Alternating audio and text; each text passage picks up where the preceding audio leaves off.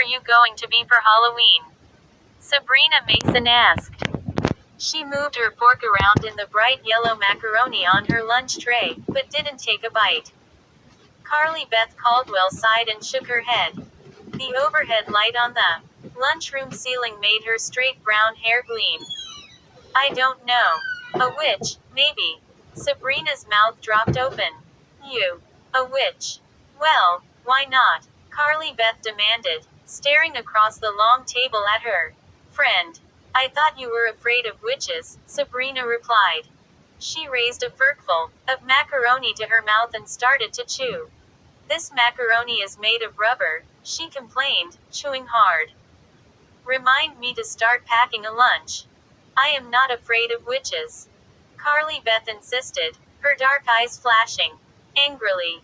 You just think I'm a big scaredy cat, don't you? Sabrina giggled. Yes. She flipped her black ponytail behind her shoulders. With a quick toss of her head. Hey, don't eat the macaroni. Really, Carly Beth? It's gross. She reached across the table to keep Carly Beth from raising her fork. But I'm starving, Carly Beth complained. The lunchroom grew crowded and noisy. At the next table, a group of fifth grade boys were tossing a half-full milk carton back and forth. Carly Beth saw Chuck Green ball up a bright red fruit roll-up and shove the whole sticky thing in his mouth. Yuck. She made a disgusted face at him. Then she turned back to Sabrina. I am not a scaredy cat, Sabrina. Just because everyone picks on me and Carly Beth, what about last week? Remember? At my house. Sabrina ripped open a bag of tortilla chips and offered some across the table to her friend. You mean the ghost thing? Carly Beth replied, frowning. That was really stupid. But you believed it, Sabrina said with a mouthful of chips. You really believed my attic was haunted? You should have seen the look on your face when the ceiling started to creak, and we heard the footsteps up there. That was so mean, Carly Beth complained, rolling her eyes.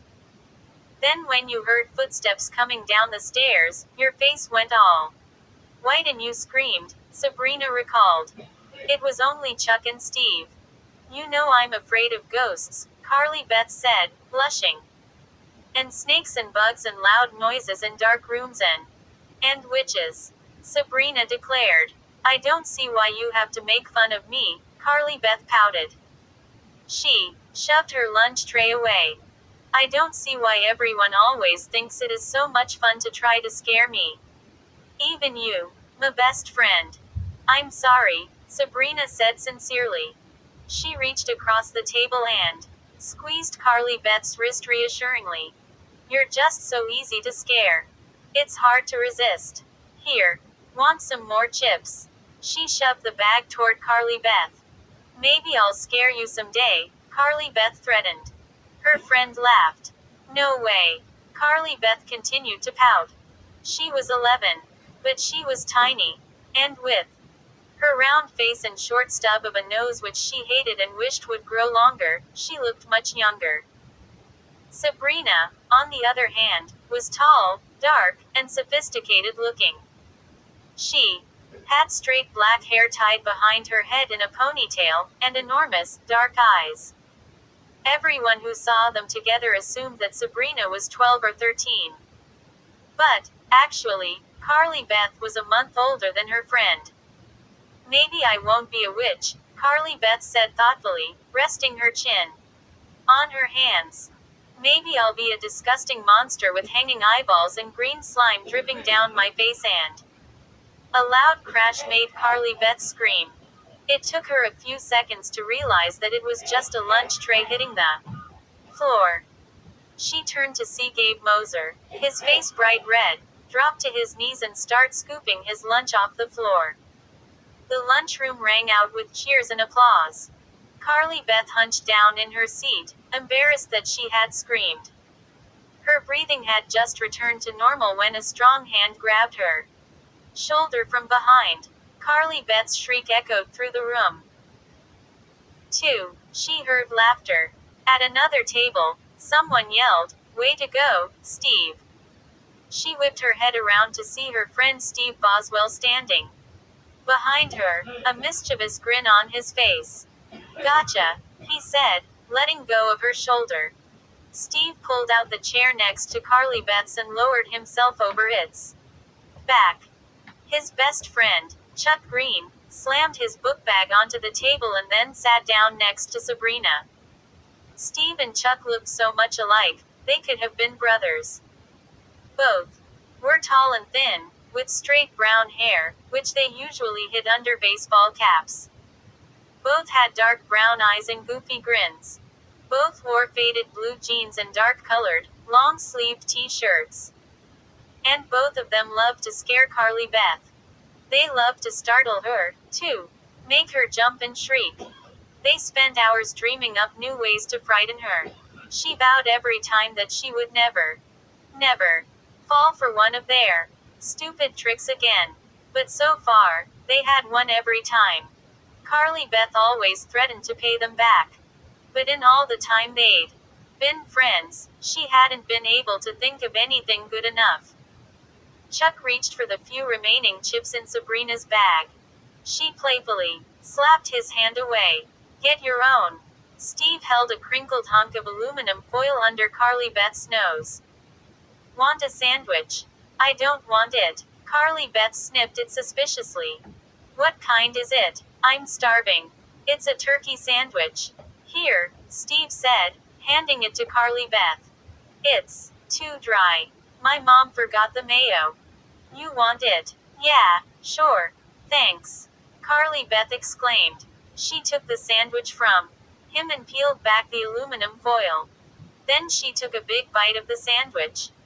As she started to chew, she realized that both Steve and Chuck were staring at her with big grins on their faces. Something tasted funny. Kind of sticky and sour.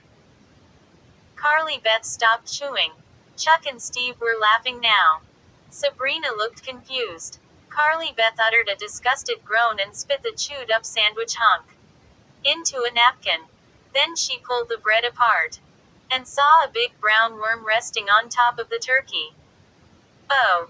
With a moan, she covered her face with her hands. The room erupted with laughter. Cruel laughter. I ate a worm. I'm going to be sick. Carly Beth groaned. She jumped to her feet and stared angrily at Steve.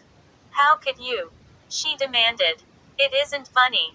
It is. It isn't a real worm, Chuck said. Steve was laughing too hard to talk. Huh.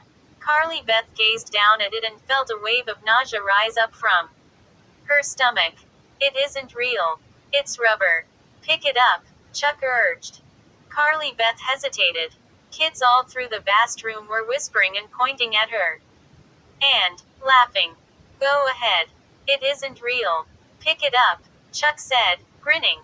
Carly Beth reached down with 2 fingers and reluctantly picked the brown worm from the sandwich. It felt warm and sticky. Gotcha again, Chuck said with a laugh. It was real. A real worm. With a horrified cry, Carly Beth tossed the worm at Chuck, who was laughing wildly. Then she leapt away from the table, knocking the chair over. As the chair clattered noisily against the hard floor, Carly Beth covered her mouth and ran gagging from the lunchroom. I can still taste it, she thought. I can still taste the worm in my mouth. I'll pay them back for this, Carly Beth thought bitterly as she ran. I'll pay them back. I really will. As she pushed through the double doors and hurtled toward the girls' room. The cruel laughter followed her across the hall.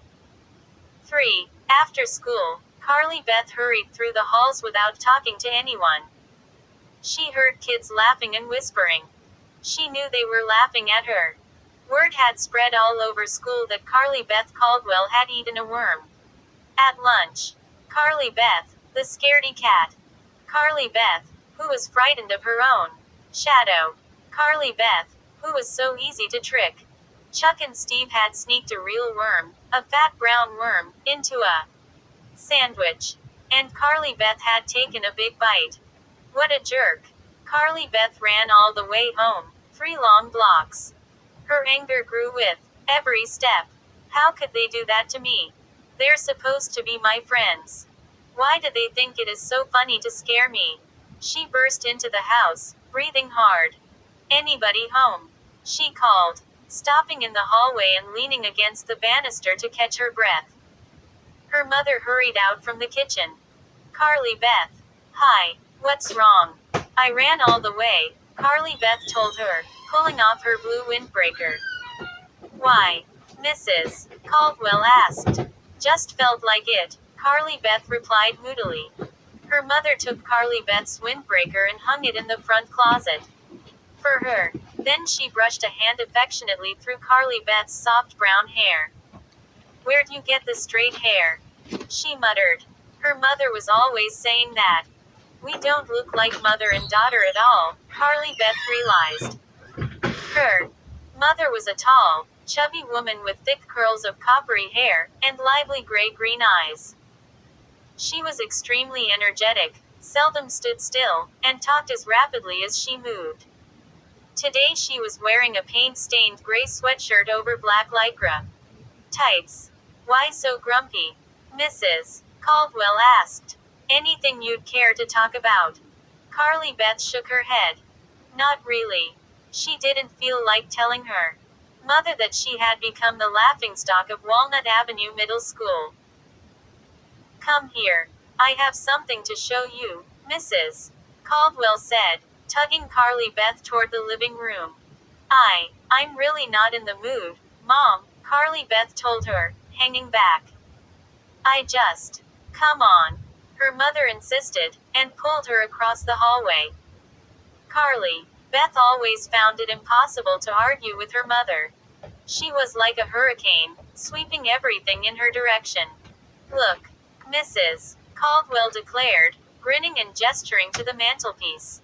Carly Beth followed her mother's gaze to the mantel, and cried out in surprise. It's a head. Not just any head, Mrs. Caldwell said, beaming. Go on, take a closer look. Carly Beth took a few steps toward the mantelpiece, her eyes on the head, staring back at her. It took her a few moments to recognize the straight, brown hair, the brown eyes, the short snip of a nose, the round cheeks. It's me, she cried, walking up to it. Yes. Life size. Mrs. Caldwell declared. I just came from my art class at the museum. I finished it today. What do you think? Carly Beth picked it up and studied it closely. It looks just like me, Mom. Really? What's it made of? Plaster of Paris, her mother replied, taking it from Carly Beth and holding it up so that Carly Beth was face to face, eye to eye with herself. You have to be careful. It's delicate. It's hollow. See? Carly Beth stared intently at the head, peering into her own eyes. It is kind of creepy, she muttered. You mean because I did such a good job? Her mother demanded. It's just creepy, that's all, Carly Beth said. She forced herself to look away from the replica of herself, and saw that her mother's smile had faded. Mrs. Caldwell looked hurt. Don't you like it? Yeah, sure. It's really good, Mom, Carly Beth answered quickly. But, why on earth did you make it? Because I love you, Mrs. Caldwell replied curtly. Why else?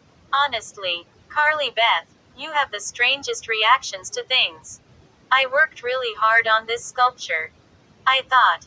I'm sorry, Mom. I like it. Really, I do, Carly Beth insisted. It was just a surprise, that's all. It's great. It looks just like me. I had a bad day, that's all. Carly Beth took another long look at the sculpture. Its brown eyes.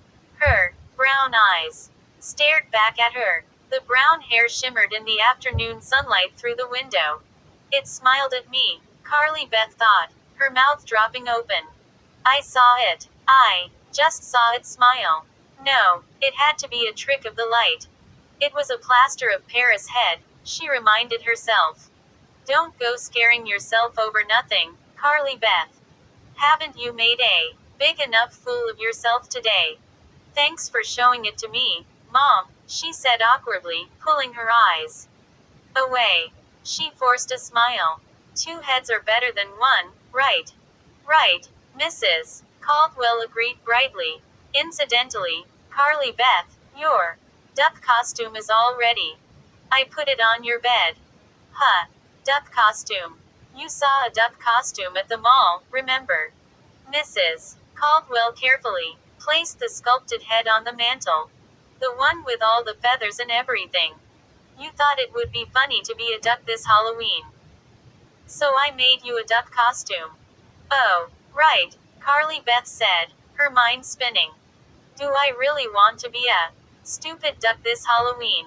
She thought. I'll go up and take a look at it, Mom. Thanks. Carly Beth had forgotten all about the duck costume. I don't want to be cute.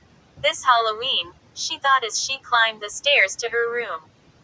I want to be scary. She had seen some really scary looking masks in the window of a new party store that had opened a few blocks from school. One of them, she knew, would be perfect. But now she'd have to walk around in feathers and have everyone quack at her and make fun of her. It wasn't fair. Why did her mother have to listen to every word she said? Just because Carly Beth had admired a duck costume in a store didn't mean she wanted to be a stupid duck for Halloween. Carly Beth hesitated outside her bedroom. The door had been pulled closed. For some reason, she never closed the door. She listened carefully. She thought she heard someone breathing on the other side of the door. Someone or something. The breathing grew louder. Carly Beth pressed an ear to the door. What was in her room? There was only one way to find out. Carly Beth pulled open the door and uttered a startled cry. 4. Quack. With a hideous cry, an enormous white feathered duck, its eyes wild and frenzied, leapt at Carly Beth. As she staggered backwards in astonishment, the duck knocked her over and pinned her to the hallway floor. Quack. Quack. The costume has come alive. That was Carly Beth's first frightened thought. Then she quickly realized the truth. Noah, get off me, she demanded, trying to push the big duck off her chest. The white feathers brushed against her nose. Hey, that tickles. She sneezed. Noah, come on. Quack. Noah, I mean it, she told her 8-year-old brother. What are you doing in my costume? It's supposed to be my costume. I was just trying it on, Noah said, his blue eyes staring down at her through the white and yellow duck mask. Did I scare you? Not a bit, Carly Beth lied. Now get up. You're heavy. He refused to budge. Why do you always want everything that's mine? Carly Beth demanded, angrily. I don't, he replied. And why do you think it is so funny to try to scare me all the time? She asked. I can't help it if you get scared every time I say boo, he replied nastily. Get up. Get up. He quacked a few more times, flapping the feathery wings. Then he climbed to his feet. Can I have this costume? It's really neat. Carly Beth frowned and shook her head. You got feathers all over me. You're molting. Molting. What's that mean? Noah demanded. He pulled off the mask. His blonde hair was damp from sweat and matted against his head. It means you're going to be a bald duck. Carly Beth told him. I don't care. Can I have this costume? Noah asked, examining the mask. It fits me, really. I don't know, Carly Beth told him. Maybe. The phone rang in her room. Get lost, okay. Go fly south for the winter or something, she said, and hurried to answer the phone. As she ran to her desk, she saw white feathers all over her bed. That costume will never survive till Halloween, she thought. She picked up the receiver. Hello. Oh, hi, Sabrina. Yeah, I'm okay. Sabrina had called to remind Carly Beth that the school science fair was tomorrow. They had to finish their project, a model of the solar system constructed with ping pong balls. Come over after dinner, Carly Beth told her. It's almost finished. We just have to paint it. My mom said she'd help us take it to school tomorrow. They chatted for a while. Then Carly Beth confided, I was so mad. Sabrina. At lunch today. Why do Chuck and Steve think it is so funny to do things like that to me? Sabrina was silent for a moment. I guess it is because you're so scare-able. Carly Beth. Scare-able. You scream so easily, Sabrina said. Other people get scared. But they're more quiet about it. You know Chuck and Steve. They don't really mean to be mean. They just think it is funny. Well, I don't think it is funny at all, Carly Beth replied unhappily. And I'm not going to be scare-able anymore. I mean it. I'm not ever going to scream or get frightened again. The science projects were all set up for judging on the stage in the auditorium. Mrs. Armbruster, the principal, and Mr. Smythe, the science teacher, walked from display to display, making notes on their clipboards. The solar system, as designed by Carly Beth and Sabrina, had survived the trip to school in pretty good shape. Pluto had a slight dent in it, which the girls had struggled unsuccessfully to straighten out. And Earth kept coming loose from its string and bouncing across the floor. But both girls agreed the display looked pretty good. Maybe it wasn't as impressive as Martin Goodman's project. Martin had built a computer from scratch. But Martin was a genius. And Carly Beth figured the judges didn't expect everyone else to be geniuses, too. Looking around the crowded, noisy stage, Carly Beth saw other interesting projects. Mary Sue Chong had built some kind of electronic robot arm that could pick up a cup or wave to people. And Brian Baldwin had several glass bottles filled with brown gunky stuff that he claimed was toxic waste. Someone had done a chemical analysis of the town's drinking water. And someone had built a volcano that would erupt when the two judges came by. Our project is kind of boring, Sabrina whispered nervously to Carly Beth. Her eyes on the two judges who were oohing and awing over Martin Goodman's homemade computer. I mean, it is just painted ping pong balls on strings. I like our project, Carly Beth insisted. We worked hard on it, Sabrina. I know, Sabrina replied fretfully. But it is still kind of boring. The volcano erupted, sending up a gusher of red liquid. The judges appeared impressed. Several kids cheered. Uh-oh. Here they come, Carly Beth whispered, jamming her hands into her jeans pockets. Mrs. Armbruster and Mr. Smythe, smiles plastered across their faces, were coming closer. They stopped to examine a display of light and crystals.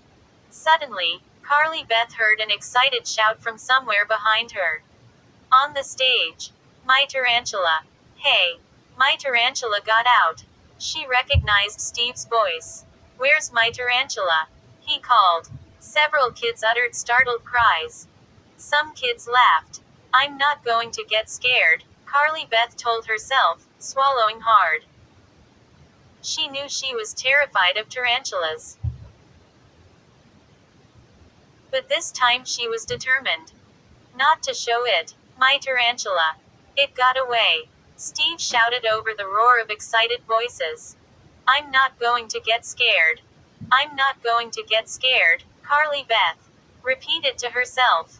But then she felt something pinch the back of her leg and dig its spiny pincer into her skin. And Carly Beth uttered a shrill scream of terror that rang out through the auditorium. 5. Carly Beth screamed and knocked over the solar system. She kicked her leg wildly, trying to toss off the tarantula.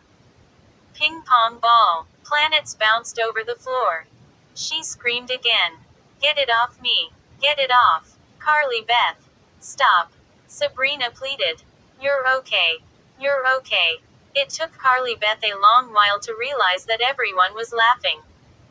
Her heart pounding, she spun around to find Steve down on his hands and knees behind her. He made a pinching motion with his thumb and finger. Gotcha again, he said, grinning up at her. No. Carly Beth cried. There was no tarantula, she realized. Steve had pinched her leg. She raised her head and saw that kids all over the stage were laughing. Mrs. Armbruster and Mr. Smythe were laughing, too. With a cry of anger, Carly Beth tried to kick Steve in the side. But he spun away. She missed. Help me pick up the planets, she heard Sabrina say. But Sabrina seemed far, far away. All Carly Beth could hear was the pounding of her heart and the laughter of the kids all around her. Steve had climbed to his feet. He and Chuck were side by side, grinning at her, slapping each other high fives. Carly Beth. Help me, Sabrina pleaded. But Carly Beth spun away, jumped off the stage, and ran, escaping up the dark auditorium aisle. I'm going to pay Steve and Chuck back, she vowed angrily, her sneakers thudding loudly up the concrete aisle. I'm going to scare them, really scare them. But how? 6. Okay. What time should I meet you? Carly Beth asked, cradling the phone between her chin and shoulder. On the other end of the line, Sabrina considered for a moment. How about 7:30? It was Halloween. The plan was to meet at Sabrina's house, then go trick-or-treating through the entire neighborhood. The earlier the better. We'll get more candy, Sabrina said. Did Steve call you? Yeah. He called, Carly Beth replied bitterly. Did he apologize? Yeah, he apologized, Carly Beth muttered, rolling her eyes. Big deal. I mean, he already made me look like a jerk in front of the entire school. What good is an apology? I think he felt bad, Sabrina replied. I hope he felt bad. Carly Beth exclaimed. It was so mean. It was a dirty trick, Sabrina agreed. And then she added, but you'll have to admit it was kind of funny. I don't have to admit anything. Carly Beth snapped. Has it stopped raining? Sabrina asked, changing the subject. Carly Beth pulled back the curtain to glance out her bedroom window. The evening sky was charcoal gray. Dark clouds hovered low. But the rain had stopped. The street glistened wetly under the light of a street lamp. No rain. I've got to go. See you at 7:30, Carly Beth said, speaking rapidly. Hey, wait. What's your costume? Sabrina demanded. It's a surprise, Carly Beth told her, and hung up. It'll be a surprise to me, too, she told herself, glancing unhappily at the feathery duck costume, rolled up on the chair in the corner. Carly Beth's plan had been to go to the new party store after school and pick out the ugliest, most disgusting, scariest mask they had. But her mother had picked her up after school and insisted that she stay home and watch Noah for a couple of hours. Mrs. Caldwell hadn't returned home until 5:15. Now it was nearly a quarter till 6. There was no way the party store would still be open, Carly Beth thought, frowning at the duck costume. Quack quack, she said miserably. She walked to the mirror and ran a hairbrush through her hair. Maybe it is worth a try, she thought. Maybe that store stays open late on Halloween. She pulled open her top dresser drawer and took out her wallet. Did she have enough money for a good, scary mask? $30. Her life savings. She wadded up the bills and stuffed them back into the wallet. Then, jamming the wallet into her jeans pocket, she grabbed her coat and hurried downstairs and out the front door. The evening air was cold and damp. Carly Beth struggled to zip her coat as she jogged toward the party store. The house next door had a glowing jack-o'-lantern in the front window. The house on the corner had paper skeletons strung up across the front porch. The wind howled through the bare trees. The branches above her head shook and rattled like bony arms. What a creepy night, Carly Beth thought. She started running a little faster. A car rolled silently by, sending harsh, white light floating across the sidewalk like a bright ghost. Glancing across the street, Carly Beth saw the old Carpenter mansion, looming over its dark, weed-choked lawn. Everyone said the ramshackle old house was haunted by people who had been murdered inside it 100 years ago. Once, Carly Beth had heard frightening howls coming from the old mansion. When she was No's age, Steve and Chuck and some other kids had dared each other to go up to the house and knock on the door. Carly Beth had run home instead. She never did find out if the other kids were brave enough to do it. Now Carly Beth felt a chill of fear as she hurried past the old house. She knew this neighborhood really well. She had lived in it her entire life. But tonight it looked different to her. Was it just the wet glow left by the rain? No, it was a heavy feeling in the air. A heavier darkness. The eerie orange glow of grinning pumpkins in windows. The silent cries of ghouls and monsters waiting to float free on their night to celebrate Halloween. Trying to force all the scary thoughts from her mind, Carly Beth turned the corner. The little party store came into view. The window was lighted, revealing 2 rows of Halloween masks, staring out at the street. But was the store still open? Crossing her fingers, Carly Beth waited for a truck to rumble past, then eagerly jogged across the street. She stopped for a second to examine the masks in the window. There were gorilla masks, monster masks, some sort of blue-haired alien mask. Pretty good, she thought. These are pretty ugly. But they probably have even scarier ones inside. The lights were on in the store. She peered through the glass door. Then she tried turning the knob. It didn't move. She tried again. She tried pulling the door open. Then she tried pushing. No, no way. She was too late. The store was closed. 7. Carly Beth sighed and peered in through the glass. The walls of the tiny store were covered with masks. The masks seemed to stare back at her. They're laughing at me, she thought unhappily. Laughing at me because I'm too late. Because the store is closed, and I'm going to have to be a stupid duck for Halloween. Suddenly, a dark shadow moved over the glass, blocking Carly Beth's view.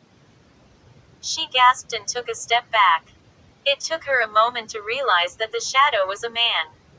A man in a black suit, staring out at her, a look of surprise on his face. Are you closed? Carly Beth shouted through the glass. The man gestured that he couldn't hear her. He turned the lock and pulled the door open an inch. Can I help you? He asked curtly. He had shiny black hair, parted in the middle and slicked down on his head, and a pencil-thin black mustache. Are you open? Carly Beth asked timidly. I need a Halloween mask.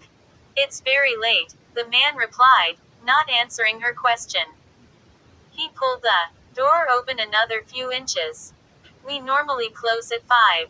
I really would like to buy a mask, Carly Beth told him in her most determined voice. The man's tiny, black eyes peered into hers. His expression remained blank. Come in, he said quietly. As Carly Beth stepped past him into the store, she saw that he wore a black cape. It must be a Halloween costume, she told herself. I'm sure he doesn't wear that all the time. She turned her attention to the masks on the 2 walls. What kind of mask are you looking for? The man asked, closing the door. Behind him, Carly Beth felt a stab of fear. His black eyes glowed like 2 burning coals. He seemed so strange. And here she was, locked in this closed store with him. Scary one, she stammered. He rubbed his chin thoughtfully. He pointed to the wall. The gorilla mask has been very popular. It has real hair. I believe I may have one left in stock. Carly Beth stared up at the gorilla mask. She didn't really want to be a gorilla. It was too ordinary. It wasn't scary enough. Do you have anything scarier? She asked. He flipped his cape back over the shoulder of his black suit. How about that yellowish one with the pointy ears? He suggested, pointing.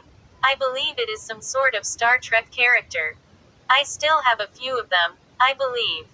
No, Carly Beth shook her head. I need something really scary.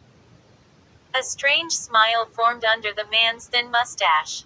His eyes burned into hers, as if trying to read her thoughts.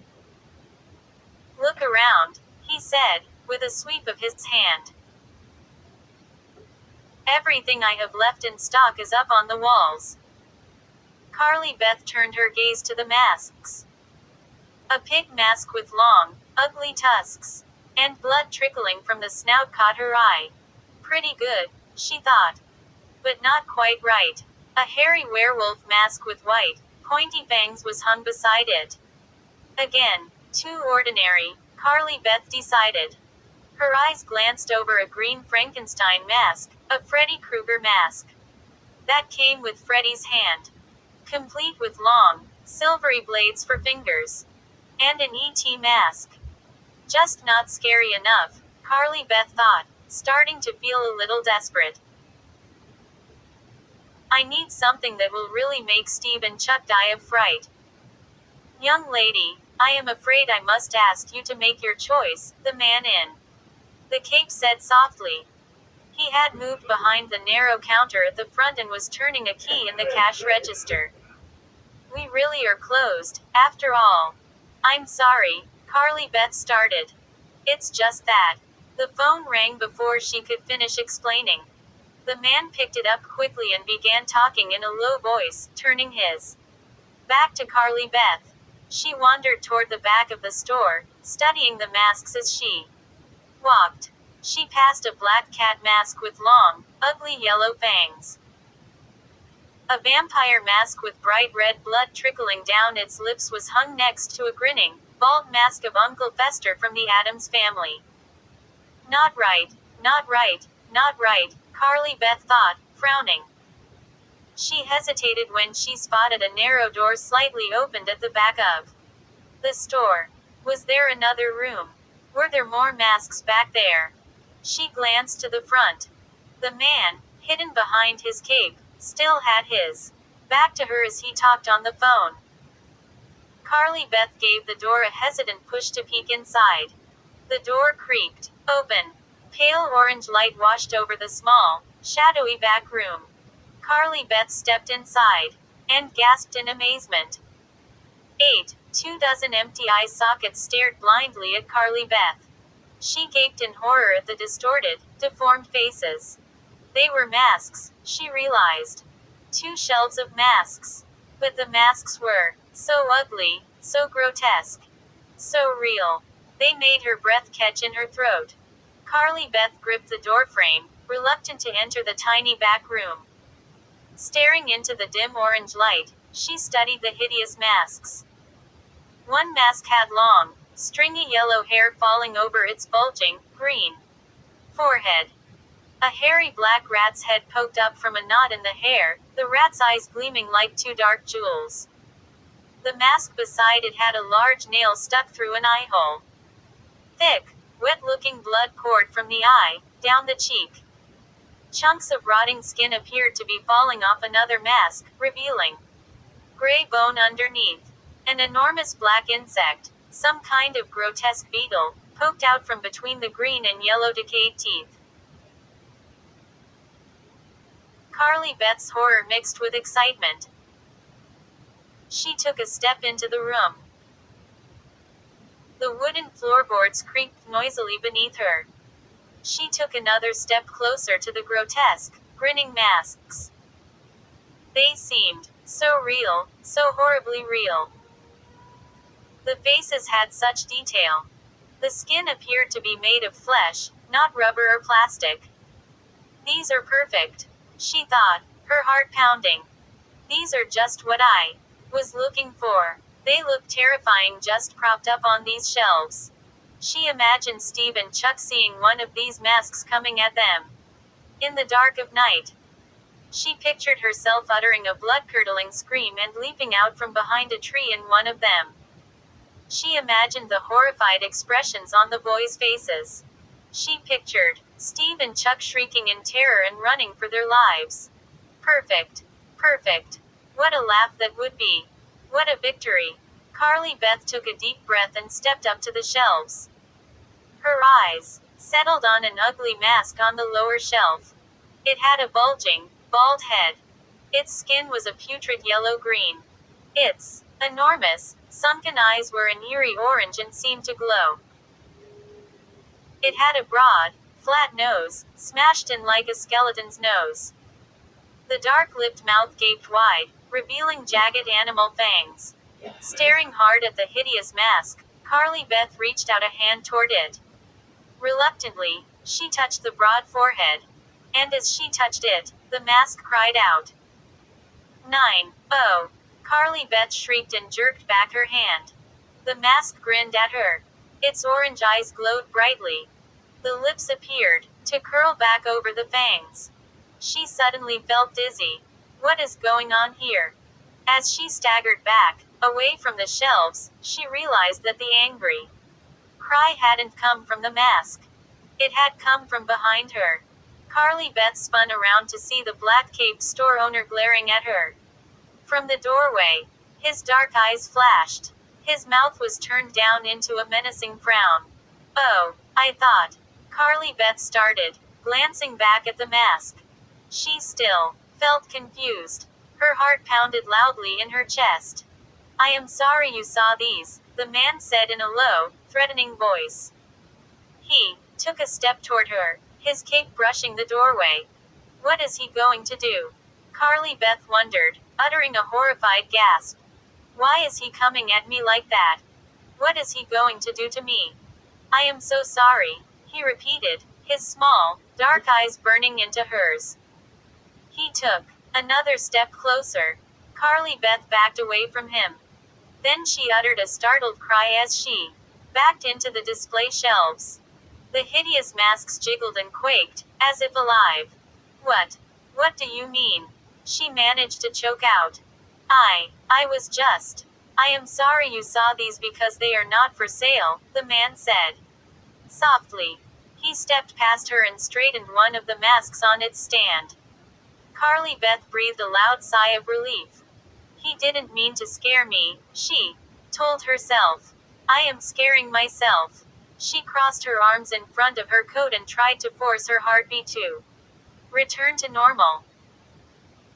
She stepped to the side as the store owner continued to arrange the masks, handling them carefully, brushing their hair with one hand, tenderly dusting off their bulging, blood-covered foreheads.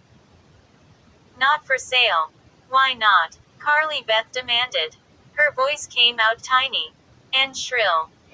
Too scary, the man replied. He turned to smile at her. But I want a really scary one, Carly Beth told him. I want that one. She pointed to the mask she had touched, the mask with the open mouth and its terrifying, jagged fangs. Too scary, the man repeated, pushing his cape behind his shoulder. But it is Halloween. Carly Beth protested. I have a really scary gorilla mask, the man said, motioning for Carly Beth to go back to the front room. Very scary. Looks like it is growling. I will give you a good price on it since it is so late. Carly Beth shook her head, her arms crossed defiantly in front of her. A gorilla mask won't scare Steve and Chuck, she said. The man's expression changed. Who? My friends, she told him. I have to have that one, she insisted. It's so scary, I'm almost afraid to touch it. It's perfect. It's too scary, the man repeated, lowering his eyes to it. He ran his hand over the green forehead. I can't take the responsibility. It's so real looking.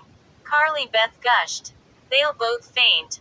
I know they will. Then they'll never try to scare me again. Young lady. The store owner started, glancing impatiently at his watch. I really must insist that you make up your mind. I am a patient man, but please. Carly Beth begged. Please sell it to me. Here. Look. She dug into her jeans pocket and pulled out the money she had brought. Young lady, $30, Carly Beth said, shoving the wadded up bills into the man's hand. I'll give you $30 for it. That's enough, isn't it? It's not a matter of money, he told her. These masks are not for sale. With an exasperated sigh, he started toward the doorway that led to the front of the store. Please. I need it. I really need it, Carly Beth begged, chasing after him. These masks are too real, he insisted, gesturing to the shelves. I'm warning you. Please. Please. He shut his eyes. You will be sorry. No, I won't. I won't. I know I won't. Carly Beth exclaimed gleefully, seeing that he was about to give in. He opened his eyes. He shook his head. She could see that he was debating with himself. With a sigh, he tucked the money into his coat pocket. Then he carefully lifted the mask from the shelf, straightening the pointed ears, and started to hand it to her. Thanks, she cried, eagerly snatching the mask from his hands. It's perfect. Perfect. She held the mask by the flat nose. It felt soft and surprisingly warm. Thanks again, she cried, hurrying to the front, the mask gripped tightly in her hand. Can I give you a bag for it?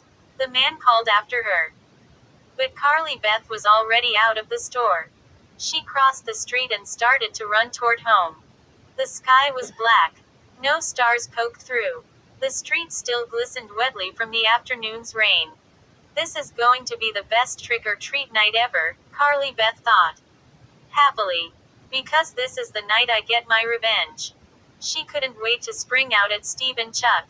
She wondered what their costumes would be. They had both talked about painting their faces blue and dyeing their hair blue and being Smurfs. Lame. Really lame. Carly Beth stopped under a streetlight and held up the mask, gripping it with both hands by its pointed ears. It grinned up at her, the two crooked rows of fangs hanging over its thick, rubbery lips. Then, tucking it carefully under one arm, she ran the rest of the way home. Stopping at the bottom of the driveway, she gazed up at her house, the front windows all glowing brightly, the porch light sending white light over the lawn. I've got to try this mask out on someone, she thought eagerly. I've got to see just how good it is. Her brother's grinning face popped into her mind. Noah. Of course, she said aloud. Noah has really been asking for it. Grinning gleefully, Carly Beth hurried up the drive, eager to make Noah her first victim. 10. Carly Beth crept silently through the front door and tossed her coat onto the entryway floor. The house felt stuffy and hot. A sweet smell, the aroma of hot cider on the stove, greeted her. Mom really gets into holidays, she thought with a smile. Tiptoeing through the front hallway, holding the mask in front of her, Carly Beth listened hard. Noah, where are you? Where are you, my little guinea pig? Noah was always bragging about how he was so much braver than Carly Beth. He was always putting bugs down her back and planting rubber snakes in her bed. Anything he could think of to make her scream. She heard footsteps above her head. Noah must be up in his room, she realized. He's probably putting on his Halloween costume. At the last minute, Noah had decided he wanted to be a cockroach. Mrs. Caldwell had dashed frantically all over the house, finding the materials to build pointy feelers and a hard shell for his back. Well, the little bug is in for a surprise, Carly Beth thought evilly. She examined her mask. This should send that cockroach scampering under the sink. She stopped at the bottom of the stairs. She could hear loud music coming from Noah's room. An old heavy metal song. Gripping the mask by the rubbery neck, she raised it carefully over her head, then pulled it slowly down. It was surprisingly warm inside. The mask fit tighter than Carly Beth had imagined. It had a funny smell, kind of sour, kind of old, like damp newspapers that have been left for years in an attic or garage. She slid it all the way down until she could see through the eye holes. Then, she smoothed the bulging, bald head over her head and tugged the neck down. I should have stopped in front of a mirror, she fretted. I can't see if it looks right. The mask felt very tight. Her breathing echoed noisily in the flat nose. She forced herself to ignore the sour smell that invaded her nose. She held on tightly to the banister as she crept up the stairs. It was hard to see the steps through the eye holes. She had to take the climb slowly, one step at a time. The heavy metal music ended as she stepped onto the landing. She crept silently down the hall and stopped outside Noah's door. Carly Beth edged her head into the doorway and peeked into the brightly lit room. Noah was standing in front of the mirror, adjusting the two long cockroach feelers above his head. Noah, I'm coming for you, Carly Beth called. To her surprise, her voice came out gruff and low. It wasn't her voice at all. Huh. Startled, Noah spun around. Noah, I've got you. Carly Beth shrieked, her voice deep, raspy, evil. No, her brother uttered a hushed cry of protest. Even under his bug makeup, Carly Beth could see him go pale. She darted into the room, her arms outstretched as if ready to grab him. No, please. He cried, his expression terrified. Who are you?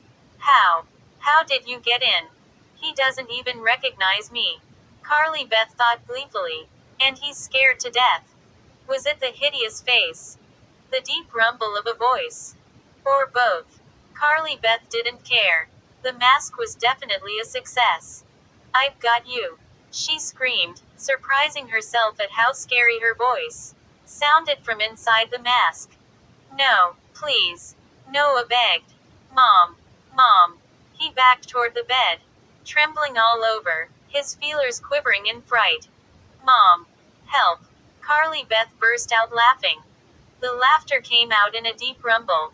It's me, stupid, she cried. What a yellow-bellied scaredy cat. Huh. Still huddled by the bed, Noah stared hard at her. Don't you recognize my jeans? My sweater. It's me, you idiot. Carly, Beth declared in the gruff voice. But your face. That mask. Noah stammered. It really scared me. I mean. He gaped at her, studying the mask. It didn't sound like you, Carly Beth, he muttered. I thought. Carly Beth tugged at the bottom of the mask, trying to lift it off. It felt hot and sticky. She was panting noisily. She tried pulling the bottom with both hands. The mask didn't budge. She raised her hands to the pointed ears and tried lifting it off. She tugged. Tugged harder. She tried pulling the mask off by the top of the head. It didn't move. Hey, it won't come off, she cried. The mask. It won't come off. 11. What's going on here? Carly Beth cried, tugging at the mask with both hands. Stop it, Noah cried. His voice sounded angry, but his eyes revealed fear. Stop kidding around, Carly Beth. You're scaring me. I'm not kidding around, Carly Beth insisted in her harsh, raspy voice. I really can't get this off. Take it off. You're not funny. Her brother shouted. With great effort, Carly Beth managed to slip her fingers under the neck of the mask. Then, she pulled it away from her skin and lifted it off her head. Phew. The air felt so cool and sweet. She shook her hair free. Then she playfully tossed the mask at Noah. Good mask, huh? She grinned at him. He let the mask bounce onto the bed. Then he picked it up hesitantly and examined it. Where'd you get it? He asked, poking a finger against the ugly fangs. At that new party store, she told him, wiping perspiration from her forehead. It's so hot inside it. Can I try it on? Noah asked, pushing his fingers through the eye holes. Not now. I'm late, she replied sharply. She laughed. You sure looked scared. He tossed the mask back at her, frowning. I was just pretending, he said. I knew it was you. For sure. She replied, rolling her eyes. That's why you screamed like a maniac. I did not scream, Noah protested. I was just putting on an act. For you. Yeah. Right, Carly Beth muttered. She turned and headed toward the door, rolling the mask over her hand. How'd you change your voice like that? Noah called after her. Carly Beth stopped at the doorway and turned back to him. Her smile gave way to a puzzled expression. That deep voice was the scariest part, Noah said, staring at the mask in her hand. How did you do that? I don't know, Carly Beth replied thoughtfully. I really don't know. By the time she got to her room, she was grinning again. The mask had worked. It had been a wonderful success. Noah might not want to admit it, but when Carly Beth burst in on him, growling through the hideous mask, he nearly jumped out of his cockroach shell. Look out, Chuck and Steve. She thought gleefully. You're next. She sat down on her bed and glanced at the clock radio on her bed table. She had a few minutes until it was time to meet everyone in front of Sabrina's house. Time enough to think of the best possible way to give them the scare of their lives.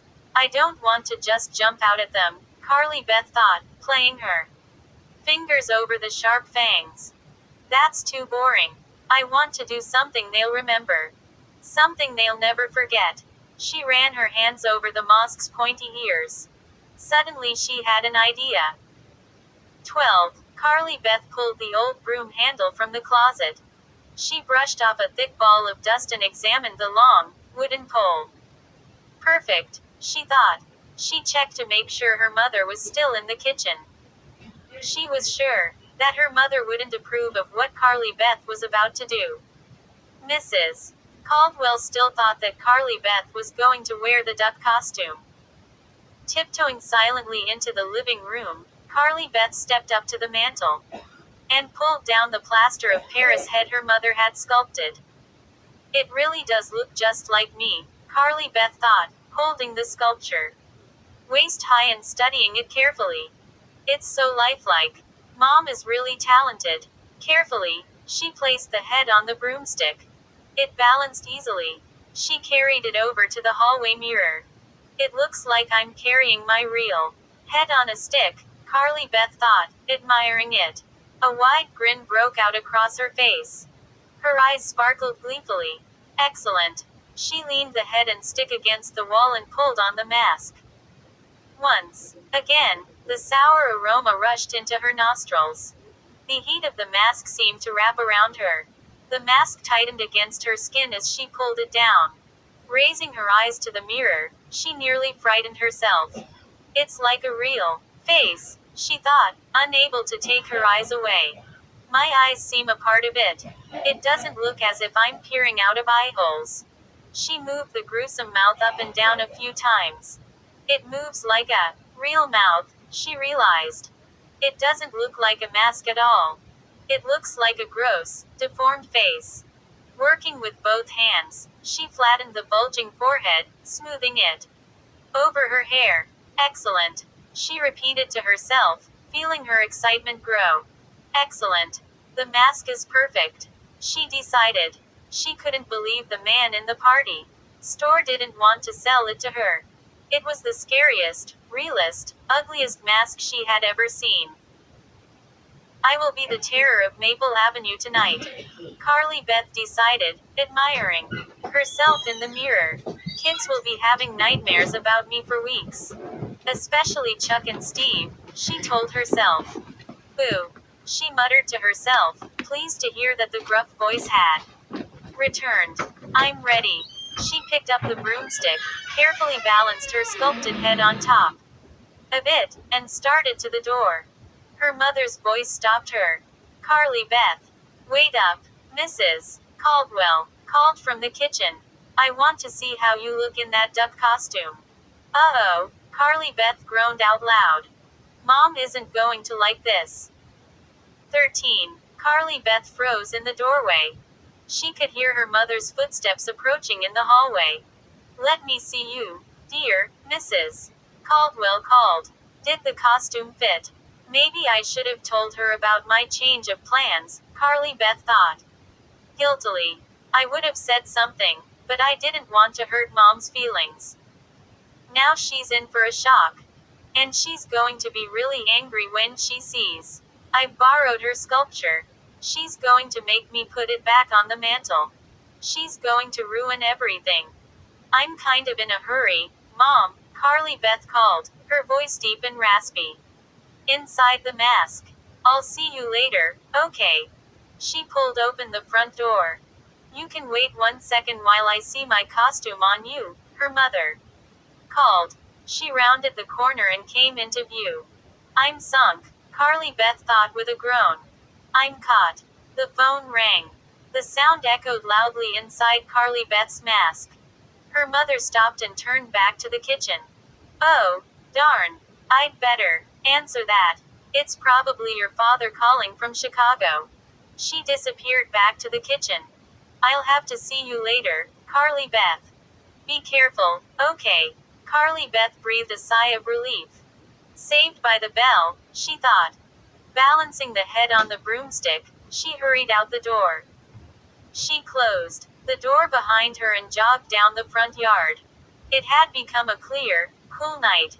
A pale half-moon rose low over the bare trees. Fat brown leaves swirled around her ankles as she headed to the sidewalk. The plan was to meet Chuck and Steve in front of Sabrina's house. Carly Beth couldn't wait. Her head bobbed and bounced on the broomstick as she ran. The house on the corner had been decorated for Halloween. Orange lights ran along the top of the stoop. Two large, smiling pumpkin cutouts stood beside the doorway. A cardboard skeleton had been propped up at the end of the front walk. "I love Halloween," Carly Beth thought happily. She crossed the street onto Sabrina's block. On other Halloween nights, she had been frightened. Her friends were always playing mean tricks on her. Last year, Steve had slipped a very real-looking rubber rat into her trick-or-treat bag. When Carly Beth had reached into the bag, she felt something soft and hairy. She pulled out the rat and shrieked at the top of her lungs. She was so scared, she spilled her candy all over the driveway. Chuck and Steve thought it was a riot. So did Sabrina. They always spoiled Halloween for her. They thought it was so hilarious to scare Carly Beth and make her scream. "Well, this year I won't be the one screaming," she thought. "This year, I'll be the one making everyone else scream." Sabrina's house was at the end of the block. As Carly Beth hurried toward it, bare tree limbs shivered above her. The half-moon disappeared behind a heavy cloud, and the ground darkened. The head on the broom handle bounced and nearly fell off. Carly Beth slowed her pace. She glanced up at the head, shifting her grip on the broomstick. The eyes on the sculpted head stared straight ahead, as if watching out for trouble. In the darkness, the head looked real. The shadows moving over it as Carly Beth walked under the bare tree limbs made the eyes and mouth appear to move. Hearing laughter, Carly Beth turned. Across the street, a group of trick-or-treaters was invading a brightly lit front porch. In the yellow porch light, Carly Beth saw a ghost, a mutant ninja turtle, a Freddy Krueger, and a princess in a pink ball gown and a tinfoil crown. The kids were little. Two mothers watched them from the foot of the driveway. Carly Beth watched them get their candy. Then she walked the rest of the way to Sabrina's house. She climbed the front stoop, stepping into a white triangle of light from the porch light. She could hear voices inside the house, Sabrina shouting something to her mother, a TV on in the living room. Carly Beth adjusted her mask with her free hand. She straightened the gaping, fanged mouth. Then she checked to make sure the head was balanced on the broomstick. She reached to ring Sabrina's doorbell. Then stopped. Voices behind her. She turned and squinted into the darkness. Two costumed boys were approaching. shoving each other playfully on the sidewalk. Chuck and Steve. I'm just in time, Carly Beth thought happily. She leapt off the stoop and crouched behind a low evergreen shrub. Okay, guys, she thought eagerly, her heart pounding. Get ready for a scare. 14. Carly Beth peered over the top of the shrub. The two boys were halfway up the drive. It was too dark to get a good look at their costumes. One of them wore a long overcoat and a wide-brimmed Indiana Jones fedora. She couldn't really see the other one. Carly Beth took a deep breath and prepared to leap out at them. She gripped the broomstick tightly. My whole body is trembling, she realized.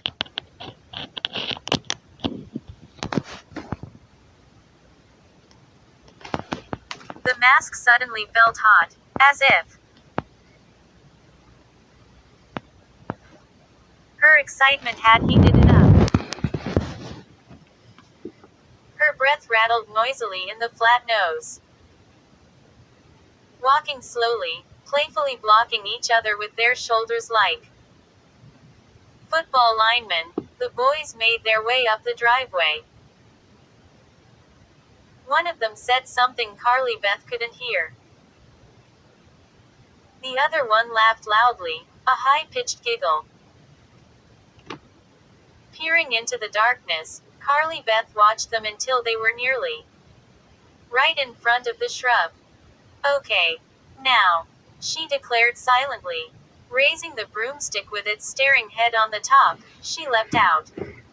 The boys shrieked, startled. She could see their dark eyes go wide as they gaped at her mask. A ferocious roar escaped her throat. A deep, rumbling howl that frightened even her.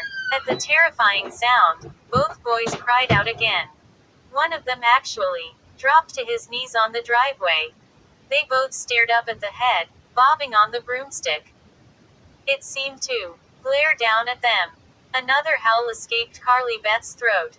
It started low, as if coming from far away, and then pierced the air, raspy and deep, like the roar of an angry creature.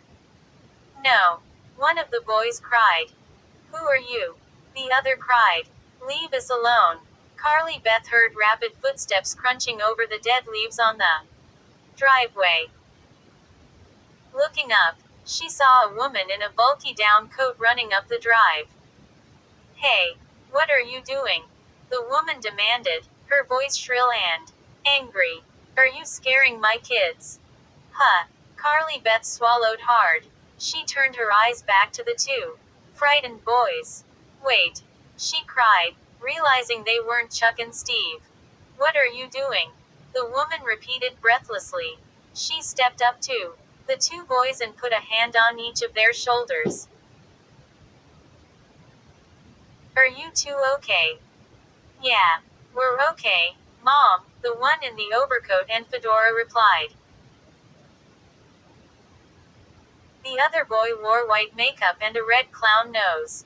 She jumped out at us, he told his mother, avoiding Carly Beth's stare. She kind of scared us. The woman turned angrily to Carly Beth and shook her finger at her. Accusingly.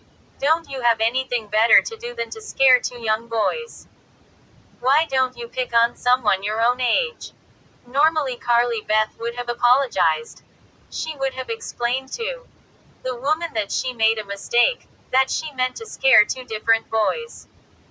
But hidden behind the ugly mask, still hearing the strange howl that had burst so unexpectedly from her throat, she didn't feel like apologizing.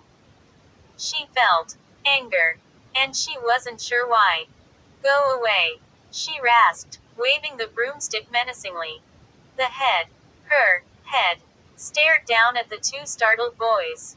What did you say?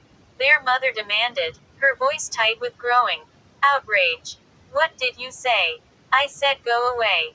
Carly Beth snarled in a voice so deep, so terrifying, that it frightened even her. The woman crossed her arms in front of the heavy, down coat. Her eyes narrowed on Carly Beth. Who are you? What is your name? She demanded. Do you live around here? Mom. Let's Let's just go, the boy with the clown face urged, tugging at her coat sleeve. Yeah. Come on, his brother pleaded. Go away. I'm warning you. Carly Beth growled.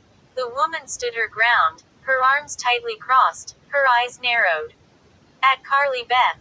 Just because it is Halloween doesn't give you the right. Mom, we want to get some candy. The clown pleaded, tugging his mother's sleeve harder. Come on, we're wasting the whole night. His brother complained. Carly Beth was breathing hard, her breath escaping the mask in low, noisy grunts. I sound like an animal, she thought, puzzled. What is happening to me? She could feel her anger growing. Her breathing rattled noisily in the tight mask. Her face felt burning hot. Her anger raged through her chest. Her entire body was trembling. She felt about to burst. I'm going to tear this woman apart. Carly Beth decided. 15. I'll chew her to bits. I'll tear her skin off her bones. Furious thoughts raged through Carly Beth's mind. She tensed her muscles, crouched low, and prepared to pounce. But before she could make her move, the two boys pulled their mother away. Let's go, Mom. Yeah, let's go. She's crazy. Yeah, I'm crazy. Crazy, crazy, crazy. The word repeated, roaring through Carly Beth's mind. The mask grew hotter, tighter. The woman gave Carly Beth one last cold stare.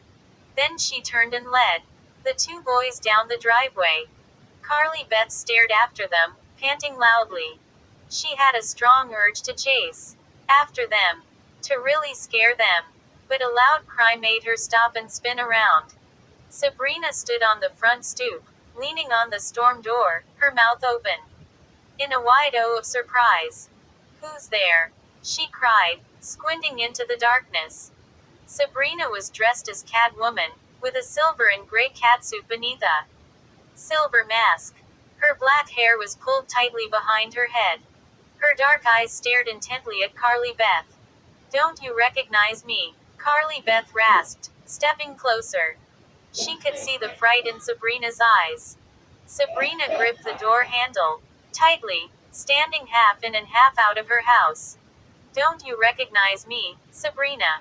She waved the head on the broomstick, as if giving her friend a clue. Sabrina gasped and raised her hand to her mouth as she noticed the head on the pole. Carly Beth. Is that you? She stammered. Her eyes darted from the mask to the head, then back again. Hi, Sabrina, Carly Beth growled. It's me. Sabrina continued to study her. That mask. She cried finally. It's excellent. Really. Excellent. It's so scary. I like your catsuit, Carly Beth told her, stepping closer, into the light. Sabrina's eyes were raised to the top of the broomstick. That head. It is so real. Where did you get it? It's my real head. Carly Beth joked. Sabrina continued to stare at it. Carly Beth, when I first saw it, my mom made it, Carly Beth told her. In her art class. I thought it was a real head, Sabrina said. She shivered. The eyes. The way they stare at you. Carly Beth shook the broomstick, making the head nod. Sabrina studied Carly Beth's mask. Wait till Chuck and Steve see your costume. I can't wait. Carly Beth thought darkly. Where are they? She demanded, glancing back to the street. Steve called, Sabrina replied. He said they'd be late. He has to take his little sister trick-or-treating before he can meet us. Carly Beth sighed, disappointed. We'll start without them, Sabrina suggested. They can catch up to us later. Yeah. Okay, Carly Beth replied. I'll get my coat and we can go, Sabrina said. She took one last, lingering look at the head on the broomstick, then the storm door slammed shut with a bang as she disappeared inside to get her coat. The wind picked up as the two girls made their way down the block. Dead leaves swirled at their feet. The bare trees bent and shivered. Above the dark, sloping roofs, the The pale half-moon slipped in and out of the clouds. Sabrina chattered about all the problems she'd had with her costume. The first catsuit she'd bought had a long run in one leg and had to be returned. Then Sabrina couldn't find a cat-eyed mask that looked right. Carly Beth remained quiet. She couldn't hide her disappointment that Chuck and Steve hadn't met them as planned. What if they never catch up to us? She wondered. What if we don't see them at all? The whole point of the night, as far as Carly Beth was concerned, was meeting the two boys and scaring the living daylights out of them. Sabrina had given her a shopping bag to put her candy in. As they walked, Carly Beth gripped the bag in one hand, struggling to keep the head balanced on the pole in her other hand. So where did you buy your mask? Your mother didn't make it, did she? Did you go to that new party store? Can I touch it? Sabrina always talked a lot. But tonight she was going for a world's record of non-stop chatter. Carly Beth obediently stopped so that her friend could touch the mask. Sabrina pressed her fingers against the cheek, then instantly jerked them back. Oh, it feels like skin. Carly Beth laughed, a scornful laugh she had never heard before. Yuck. What's it made of? Sabrina demanded.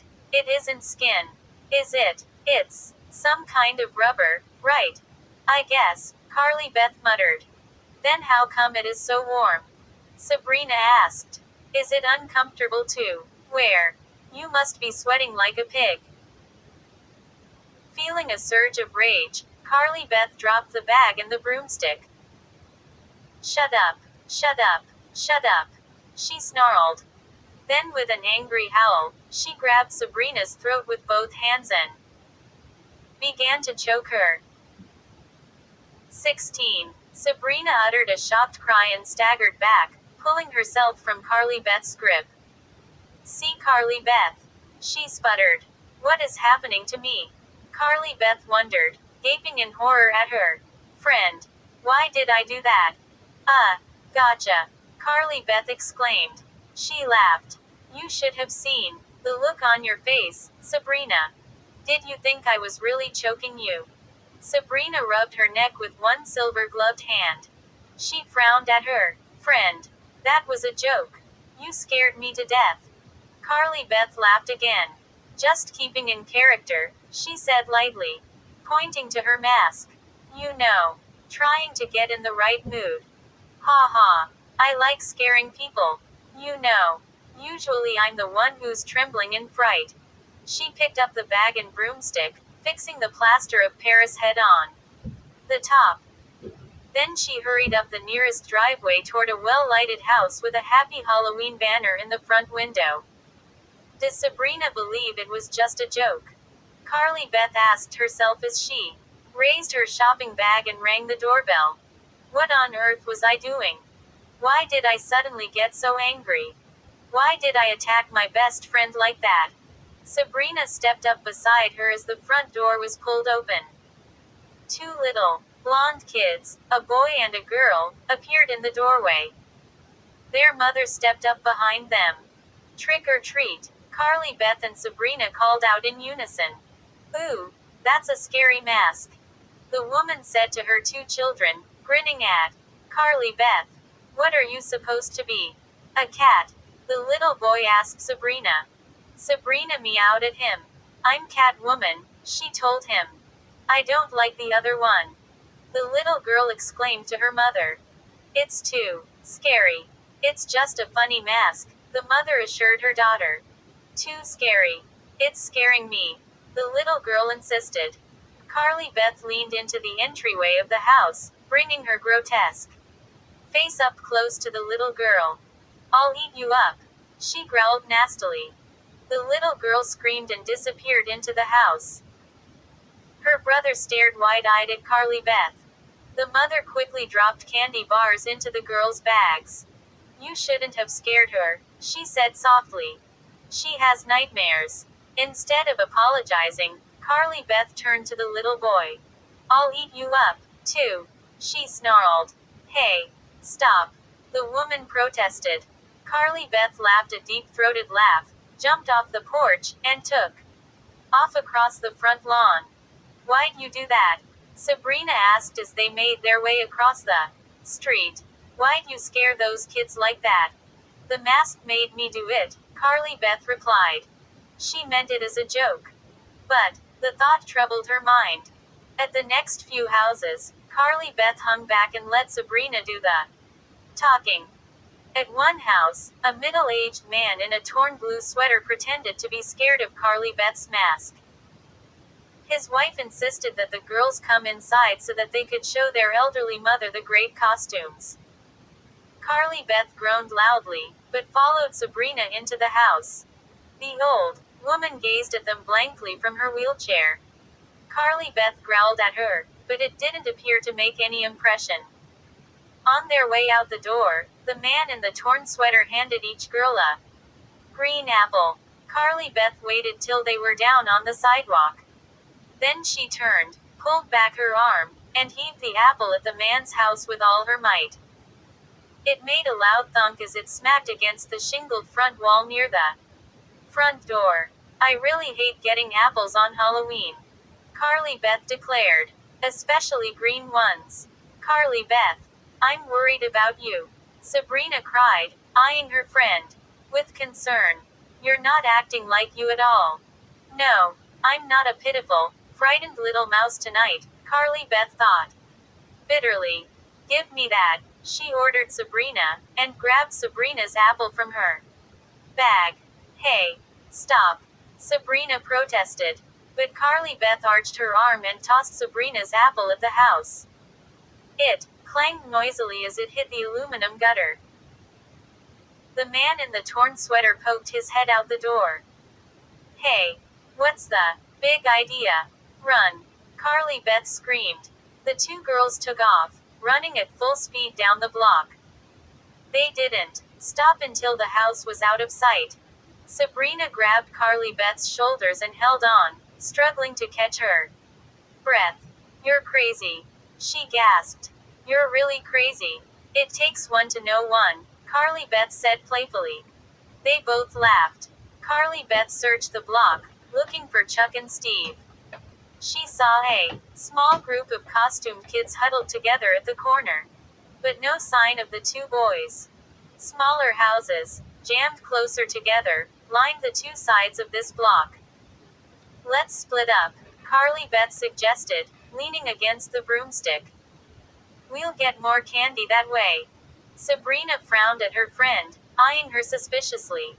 "Carly Beth, you don't even like candy," she exclaimed.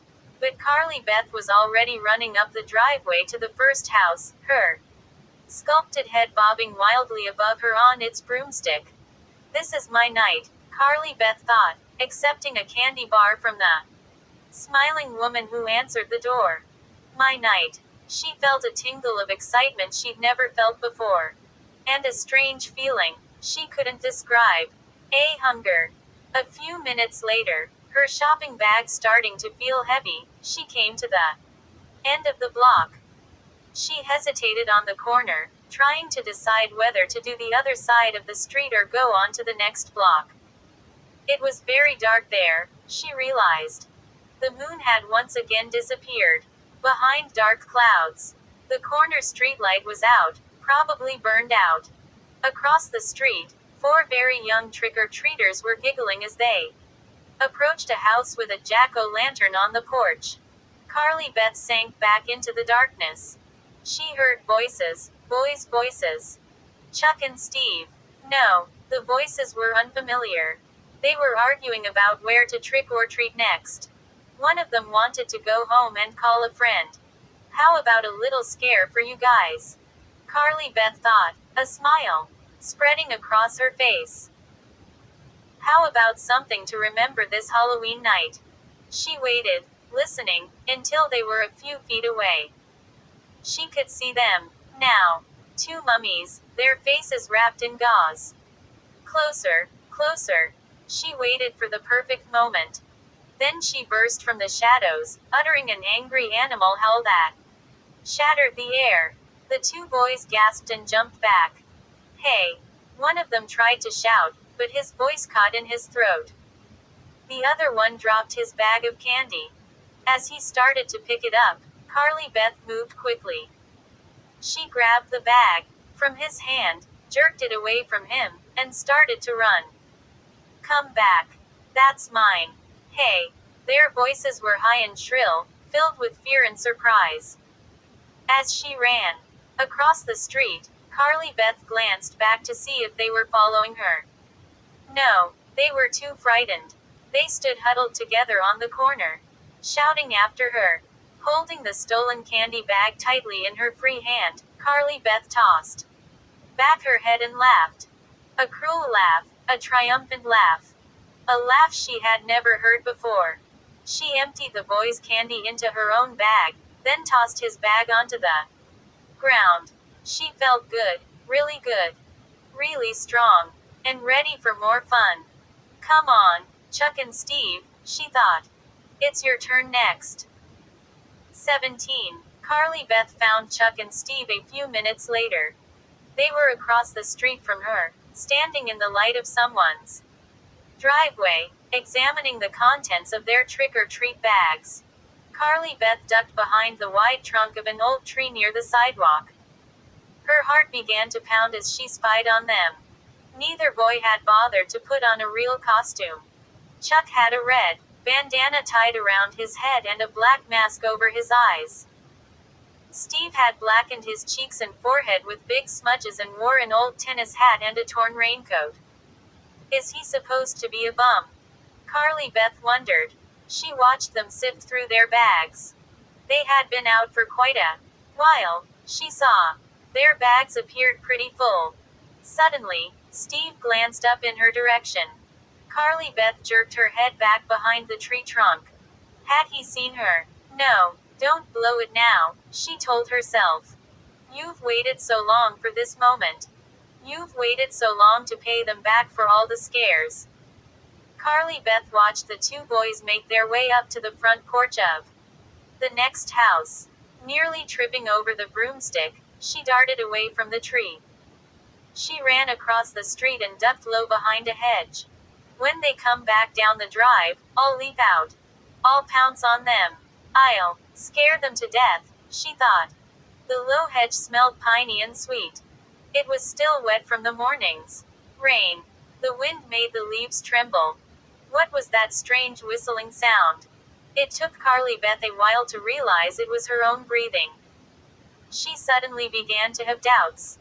This isn't going to work, she thought, crouching lower behind the trembling hedge. I am a complete jerk. Chuck and Steve aren't going to be scared by a stupid mask. I'm going to jump out at them, and they're going to laugh at me. As they always do. They're going to laugh and say, "Oh, hi, Carly Beth.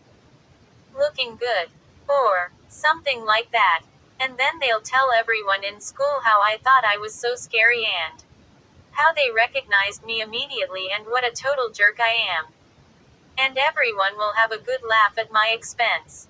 Why did I ever think this would work? What made me think it was such a hot idea? Crouched behind the hedge, Carly Beth could feel her anger grow. Anger at herself. Anger at the two boys.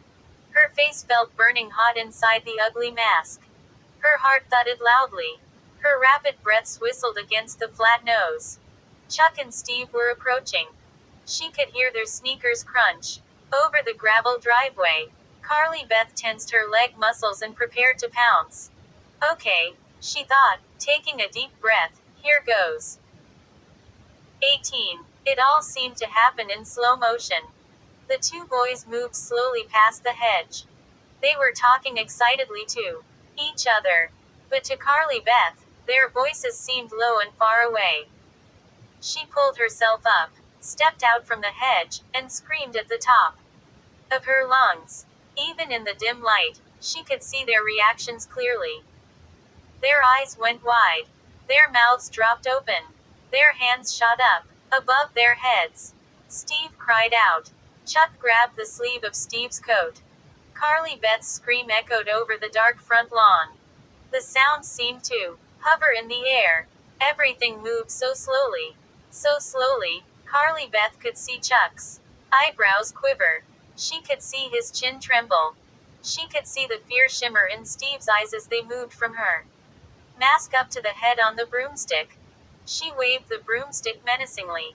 Steve uttered a frightened whimper. Chuck gaped at Carly Beth, his frightened eyes locked on hers. Carly Beth, is that you? He finally managed to choke out.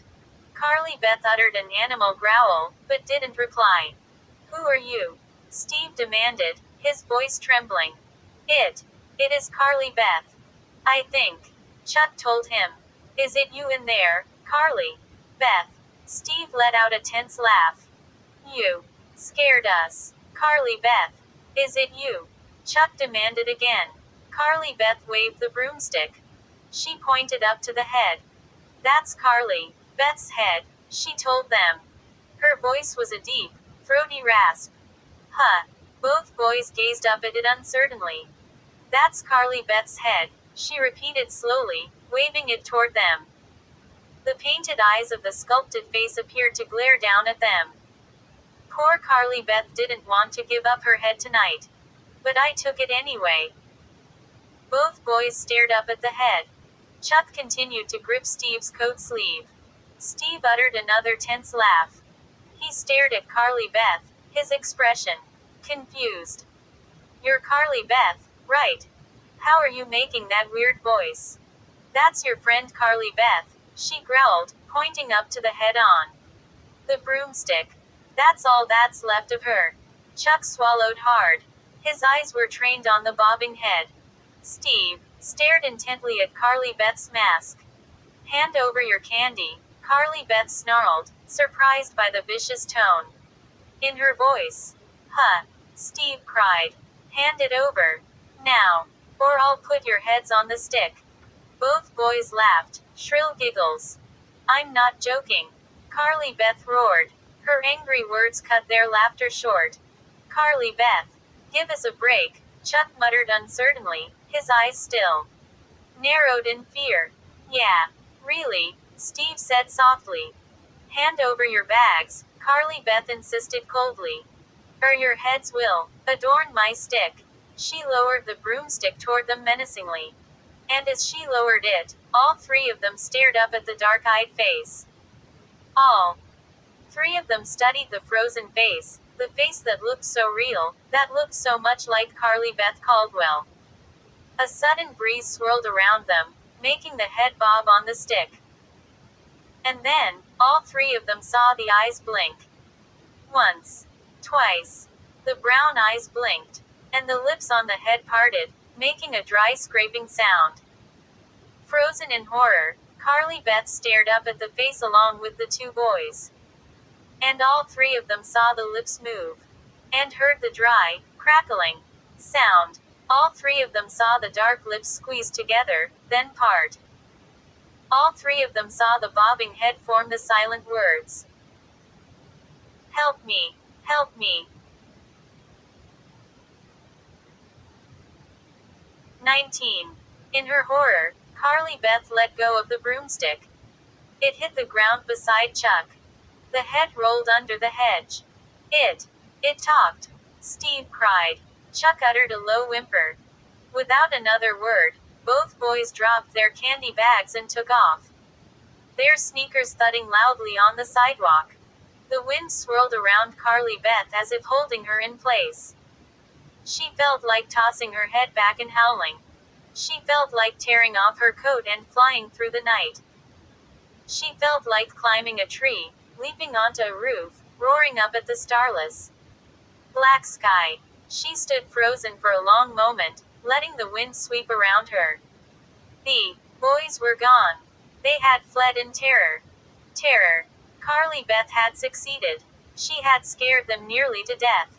She knew she'd never forget the horrified looks on their faces, the fear and disbelief that glowed in their dark eyes. And she would never forget her feeling of triumph. The thrilling sweetness of revenge. For a brief moment, she realized she had felt the fear, too.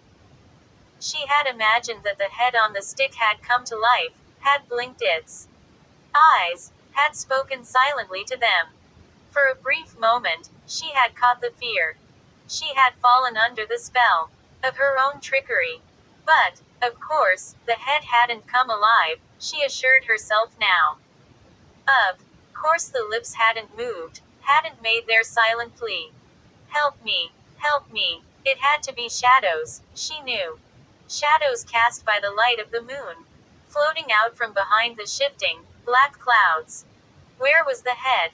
Where was the broomstick she had dropped? It didn't matter now. They were no longer of any use to her. Carly Beth had won her victory. And now she was running. Running wildly over the front lawns. Jumping over shrubs and hedges. Flying over the dark, hard ground. She was running blindly, the houses whirring past on both sides. The blustery wind swirled, and she swirled with it, rising over the sidewalks, rushing through tall weeds, blowing with the wind like a helpless leaf. Holding her bulging candy bag, she ran past startled trick-or-treaters, past glowing pumpkins, past rattling skeletons. She ran until her breath gave out. Then she stopped, panting loudly, and shut her eyes, waiting for her heart to stop pounding, for the blood to stop pulsing at her temples. And a hand grabbed her shoulder roughly from behind. 20. Startled, Carly Beth shrieked and spun around. Sabrina! She cried breathlessly. Grinning, Sabrina let go of her shoulder. I've been looking for you for hours, Sabrina scolded. Where'd you go? I guess I got lost, Carly Beth replied, still struggling to catch her breath. 1 minute you were there. The next minute, you disappeared, Sabrina said, adjusting her mask over her dark hair. How'd you do? Carly Beth asked, trying to speak in her normal voice. I ripped my catsuit, Sabrina complained, frowning. She pulled at the lycra material on one leg to show Carly Beth. Snagged it on a stupid mailbox. Bad news, Carly Beth sympathized. Did you scare anyone with that mask? Sabrina demanded, still fingering the tear in the catsuit leg. Yeah, a few kids, Carly Beth replied casually. It's really gross, Sabrina said. That's why I picked it. They both laughed. Did you get a lot of candy? Sabrina asked. She picked up Carly Beth's bag and looked inside. Wow, what a haul. I hit a lot of houses, Carly Beth said. Let's go back to my house and check out the loot, Sabrina suggested. Yeah, okay. Carly Beth followed her friend across the street. Unless you want to trick or treat some more, Sabrina offered, stopping in the middle of the street. No, I've done enough, Carly Beth said. She laughed to herself. I did everything I wanted to do tonight. They started walking again. They were walking against the wind, but Carly Beth didn't feel at all chilled. Two girls in frilly dresses, their faces brightly made up, funny, blonde, mope-like wigs on their heads, ran by. One of them slowed when she caught sight of Carly Beth's mask. She uttered a soft gasp, then hurried after her friend. Did you see Steve and Chuck? Sabrina asked. I searched everywhere for them. She groaned. That's all I did tonight. I spent the whole night looking for everybody. You, Steve and Chuck. How come we never got together? Carly Beth shrugged. I saw them, she told her friend. A few minutes ago. Back there. She motioned with her head. They're such scaredy cats. Huh. Steve and Chuck. Sabrina's expression turned to surprise. Yeah. They got one look at my mask and they took off, Carly Beth told her, laughing. They were screaming like babies. Sabrina joined in the laughter. I don't believe it, she exclaimed. They always act so tough. And I called after them, but they just kept running, Carly Beth told her. Grinning. Weird, Sabrina declared. Yeah, weird, Carly Beth agreed. Did they know it was you? Sabrina asked. Carly Beth shrugged. I don't know. They took one look at me, and they ran. Like rabbits. They told me they planned to scare you, Sabrina revealed. They were going to sneak up behind you and make scary noises or something. Carly Beth snickered. It's hard to sneak up behind someone when you're running for your life. Sabrina's house came into view. Carly Beth shifted the candy bag to her other hand. I got some good stuff, Sabrina said, peering into her bag as she walked. I had to get a lot. I have to share it with my cousin. She has the flu and couldn't trick or treat tonight. I'm not sharing any of mine, Carly Beth said. Noah went out with his pals. He'll probably come home with a year's supply. Mrs. Connolly gave cookies and popcorn again this year, Sabrina said, sighing. I'll just have to throw it all out. Mom won't let me eat anything that isn't wrapped. She's afraid some ghoul will put poison in it. I had to throw out a lot of good stuff last year. Sabrina knocked on her front door. A few seconds later, her mother opened it and the girls entered. That's some mask, Carly Beth, she said, studying it. How'd you girls do? Okay, I think, Sabrina replied. Well, just remember. I know, Mom, Sabrina interrupted impatiently. Throw out everything that isn't wrapped, even the fruit. As soon as Mrs. Mason had gone back to the den, the two girls turned over their bags and dumped all the candy onto the living room rug. Hey, look, a big Milky Way, Sabrina declared, pulling it out of the pile. My favorite. I hate these, Carly Beth said, holding up an enormous blue jawbreaker. The last time I tried sucking one of these, I cut my tongue to pieces. She tossed it onto Sabrina's pile. Thanks a bunch, Sabrina said sarcastically. She tugged off her mask and dropped it onto the carpet. Her face was flushed. She shook out her black hair. There. That feels better, Sabrina said. Wow. That mask was hot. She raised her eyes to Carly Beth. Don't you want to take off your mask? You must be boiling inside it. Yeah. Good idea. Carly Beth had actually forgotten she was wearing a mask.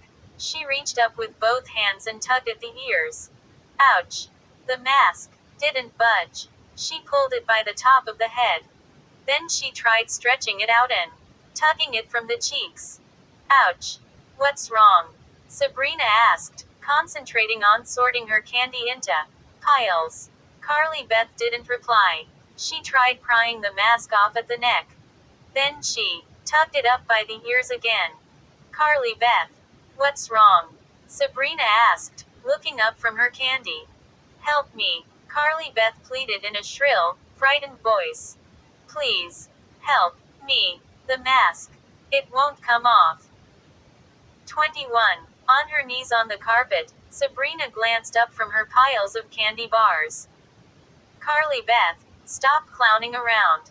I'm not, Carly Beth insisted, her voice shrill with panic. Aren't you tired of scaring people tonight? Sabrina demanded. She picked up a clear plastic bag of candy corn. Wonder if Mom will let me keep this. It's wrapped. I'm not trying to scare you. I'm serious. Carly Beth cried. She tugged at the ears of the mask, but couldn't get a good grip.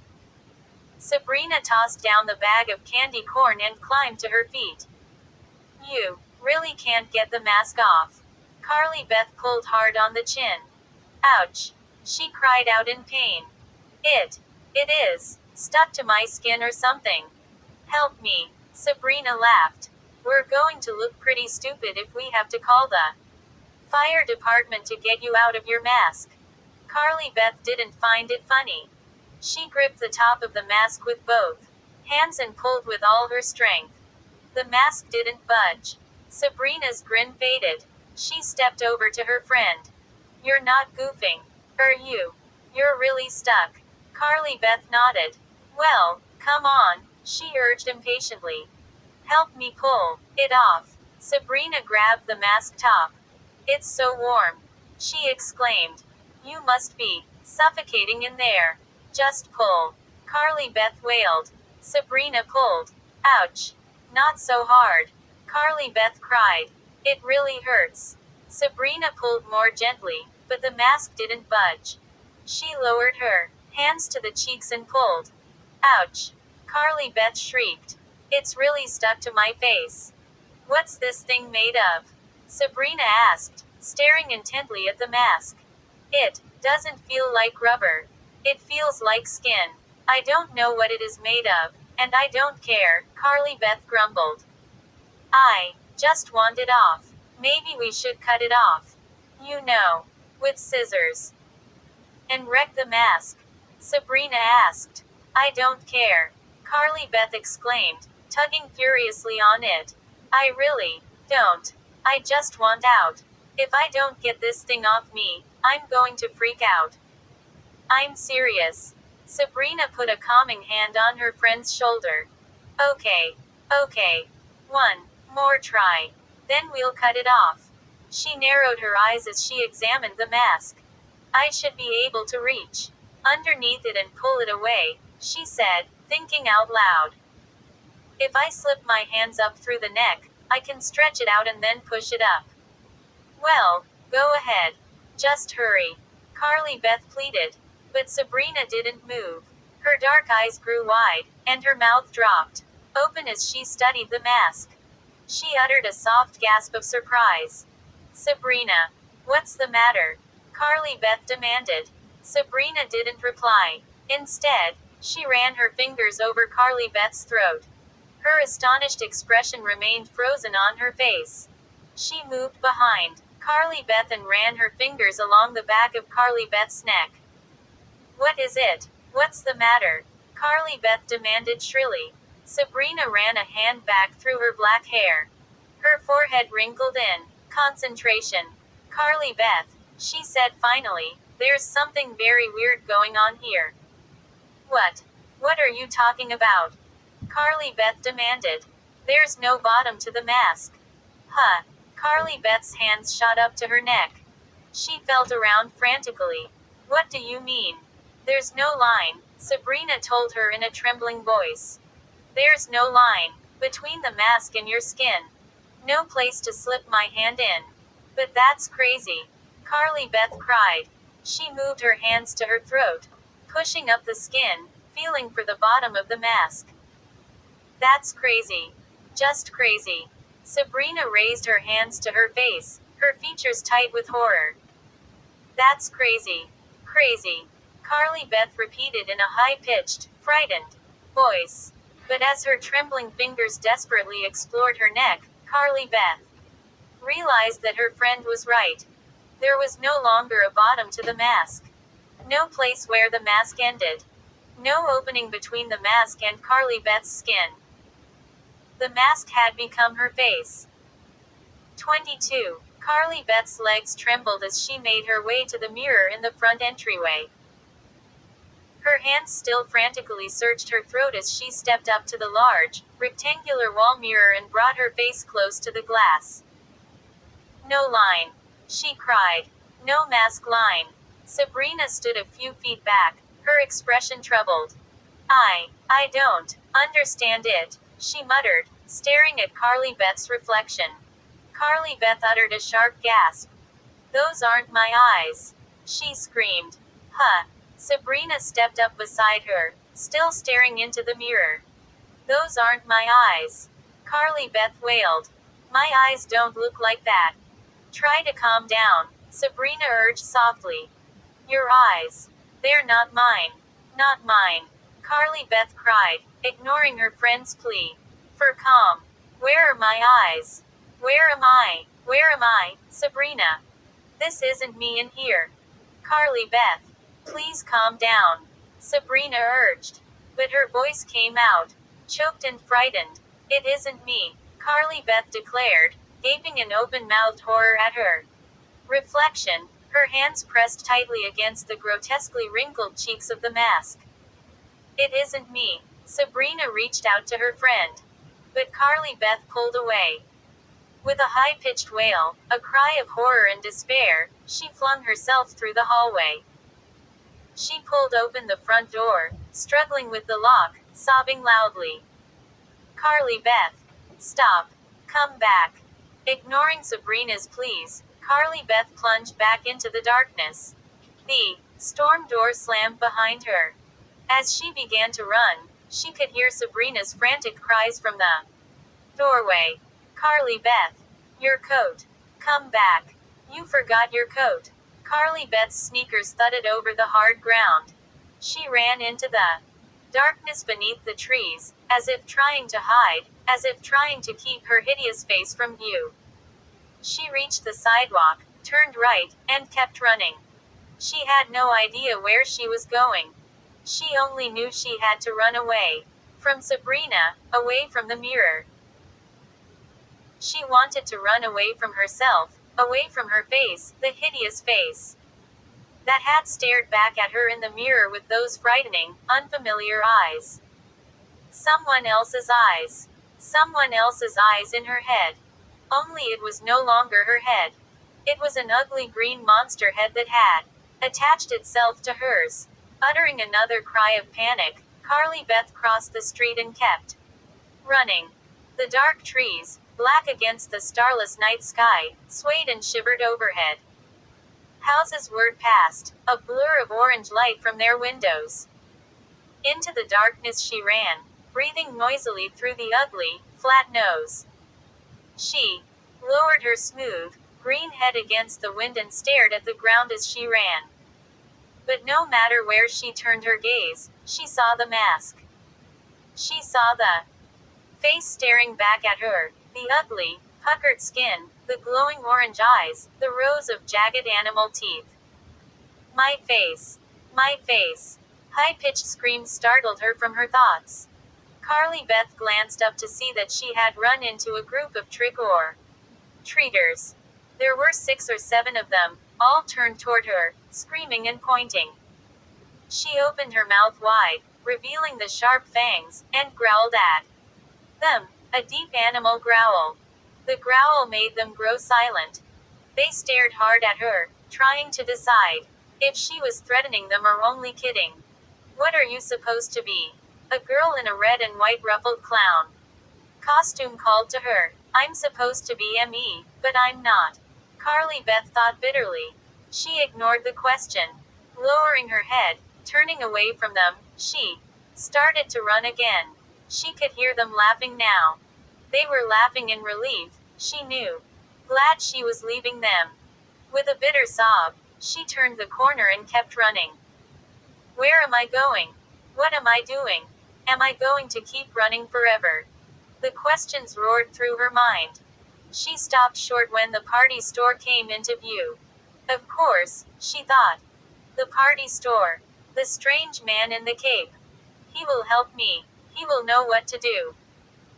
The man in the cape will know how to get this mask off. Feeling a surge of hope, Carly Beth jogged toward the store. But as she neared it, her hope dimmed as dark as the store window. Through the glass she could see that all the lights were out. The store was as dark as the night. It was closed. 23. As she stared into the darkened store, a wave of despair swept over Carly Beth. Her hands raised against the window, she pressed her head against the glass. It felt cool against her hot forehead. The mosque's hot forehead. She closed her eyes. What do I do now? What am I going to do? It's all a bad dream, she murmured out loud. A bad dream. I'm going to open my eyes now, and wake up. She opened her eyes. She could see her eyes, her glowing orange eyes, reflected in the dark window glass. She could see her grotesque face, staring darkly back at her. No. With a shudder that shook her entire body, Carly Beth slammed her fists against the window. Why didn't I wear my mother's duck costume? She asked herself angrily. Why was I so determined to be the scariest creature that ever roamed on Halloween? Why was I so determined to terrify Chuck and Steve? She swallowed hard. Now I'm going to scare people for the rest of my life. As the bitter thoughts rolled through her mind, Carly Beth suddenly became aware of movement inside the store. She saw a dark shadow roll over the floor. She heard footsteps. The door rattled, then opened a few inches. The store owner poked his head out. His eyes narrowed as they studied. Carly Beth. I stayed late, he said quietly. I expected to see you again. Carly Beth was startled by his calmness. I can't get it off. She sputtered. She tugged at the top of her head to demonstrate. I know, the man said. His expression didn't change. Come inside. He pushed the door open the rest of the way, then stepped back. Carly Beth hesitated, then walked quickly into the dark store. It was very warm inside. The owner turned on a single light above the front counter. He was no longer wearing the cape, Carly Beth saw. He wore black suit pants and a white dress shirt. You knew I'd come back, Carly Beth demanded shrilly. The raspy voice she had acquired inside the mask revealed both anger and confusion. How did you know? I didn't want to sell it to you, he replied, staring at the mask. He shook his head, frowning. You remember, don't you? You remember that I didn't want to sell it to you. I remember, Carly Beth replied impatiently. Just help me take it off. Okay. Help me. He stared hard at her. He didn't reply. Help me take it off, Carly Beth insisted, shouting. I want you to take it off. He sighed. I can't, he told her sadly. I can't take it off. I'm really sorry. 24. What do you mean? Carly Beth stammered. The store owner didn't reply. He turned toward the back of the store and motioned for her to follow him. Answer me, Carly Beth shrieked. Don't walk away. Answer me. What, do you mean the mask can't be taken off? She followed him into the back room, her heart pounding. He clicked on the light. Carly Beth blinked in the sudden brightness. The two long shelves of hideous masks came into focus. She saw a bare spot on the shelf where hers had stood. The grotesque masks all seemed to stare at her. She forced herself to look away from them. Take this mask off. Now, she demanded, moving to block the store owner's path. I can't remove it, he repeated softly, almost sadly. Why not? Carly Beth demanded. He lowered his voice. Because it isn't a mask. Carly Beth gaped at him. She opened her mouth, but no sound came out. It isn't a mask, he told her. It's a real face. Carly Beth suddenly felt dizzy. The floor tilted. The rows of ugly faces glared at her. All of the bulging, bloodshot, yellow and green eyes seemed to be trained on her. She pressed her back against the wall and tried to steady herself. The store owner walked over to the display shelf and gestured to the ugly, staring heads. The unloved, he said sadly, his voice lowered to a whisper. I don't understand, Carly Beth managed to choke out. These are not masks. They are faces, he explained. Real faces. I made them. I created them in my lab. Real faces. But they are so ugly. Carly Beth started. Why? They weren't ugly in the beginning, he interrupted, his voice bitter, his eyes angry. They were beautiful. And they were alive. But something went wrong. When they were taken out of the lab, they changed. My experiments, my poor heads, were a failure. But I had to keep them alive. I had to. I don't believe it, Carly Beth exclaimed breathlessly, raising her hands to the sides of her face, her green, distorted face. I don't believe any of it. I am telling the truth, the store owner continued, running a finger over one side of his narrow mustache, his eyes burning into Carly Beth's. I keep them here. I call them the unloved because no one will ever want to see them. Occasionally, someone wanders into the back room. You, for example. And one of my faces finds a new home. No. Carly Beth uttered a cry of protest, more an animal wail than a human cry.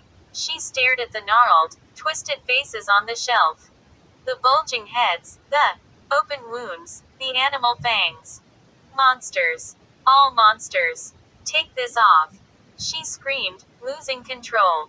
Take this off. Take it off. She began tearing frantically at her face, trying to pull it off, trying to rip it off in pieces. Take it off. Take it off. He raised a hand to quiet her. I am sorry. The face is your face now, he said without expression. No, Carly Beth shrieked again in her new, raspy voice. Take it off. Take it off. Now. She tore at the face. But even in her anger and panic, she knew her actions were useless. The face can be removed, the store owner told her, speaking softly. Huh. Carly Beth lowered her hands. She stared hard at him. What did you say? I said there is one way the face can be removed. Yes. Carly Beth felt a powerful chill run down her back, a chill of hope. Yes. How? Tell me. She pleaded. Please. Tell me. I cannot do it for you, he replied, frowning. But I can tell you how. However, if it ever again attaches itself to you or to another person, it will be forever. How do I get it off? Tell me. Tell me. Carly Beth begged. How do I get it off? 25. The light flickered overhead. The rows of bloated, distorted faces continued to stare at Carly Beth. Monsters, she thought. It's a room full of monsters, waiting to come alive. And now I'm one of them. Now I'm a monster, too. The floorboards creaked as the store owner moved away from the display shelves and came up close to Carly Beth. How do I get this off me? She pleaded. Tell me. Show me. Now. It can only be removed once, he repeated softly. And it can only be removed by a symbol of love. She stared at him, waiting for him to continue. The silence filled the room. Heavy silence. I don't understand, Carly Beth stammered finally. You've got to help me. I don't understand you. Tell me something that makes sense. Help me. I can say no more, he said, lowering his head, shutting his eyes, and wearily rubbing his eyelids with his fingers. But what do you mean by a symbol of love? Carly Beth demanded. She grabbed the front of his shirt with both hands. What do you mean? What do you mean? He made no attempt to remove her hands. I can say no more, he repeated. In a whisper. No, she shouted. No, you have to help me. You have to. She could feel her rage explode, could feel herself burst out of control. But she couldn't stop herself. I want my face back. She shrieked, pounding on his chest with both fists. I want my face back. I want myself back. She was screaming at the top of her lungs now, but she didn't care. The store owner backed away, motioning with both hands for her to be quiet.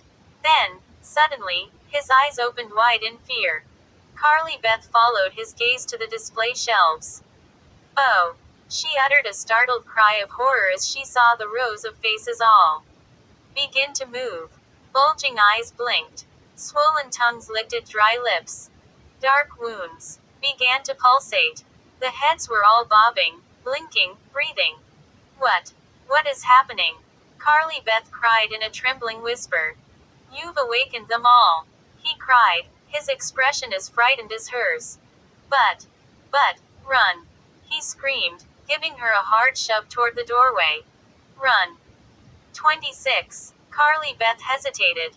She turned back to stare at the heads bobbing on the shelves. Fat, dark lips began to move, making wet sucking sounds. Crooked fangs clicked up and down. Ugly, inhuman noses twitched and gasped air noisily. The heads, 2 long rows of them, throbbed to life. And the eyes. The blood-veined, bulging eyes. The green eyes, the sickly yellow eyes, the bright scarlet eyes, the disgusting eyeballs hanging by threads. They were all on her. Run. You've awakened them. The store owner screamed, his voice choked with fear. Run. Get away from here. Carly Beth wanted to run. But her legs wouldn't cooperate. Her knees felt wobbly and weak. She suddenly felt as if she weighed 1,000 pounds. Run! Run! The store owner repeated his frantic cry. But she couldn't take her eyes off the throbbing, twitching heads. Carly Beth gaped at the hideous scene, frozen in terror, feeling her legs turn to jello, feeling her breath catch in her throat. And as she watched, the heads rose up and floated into the air. Run! Hurry! Run!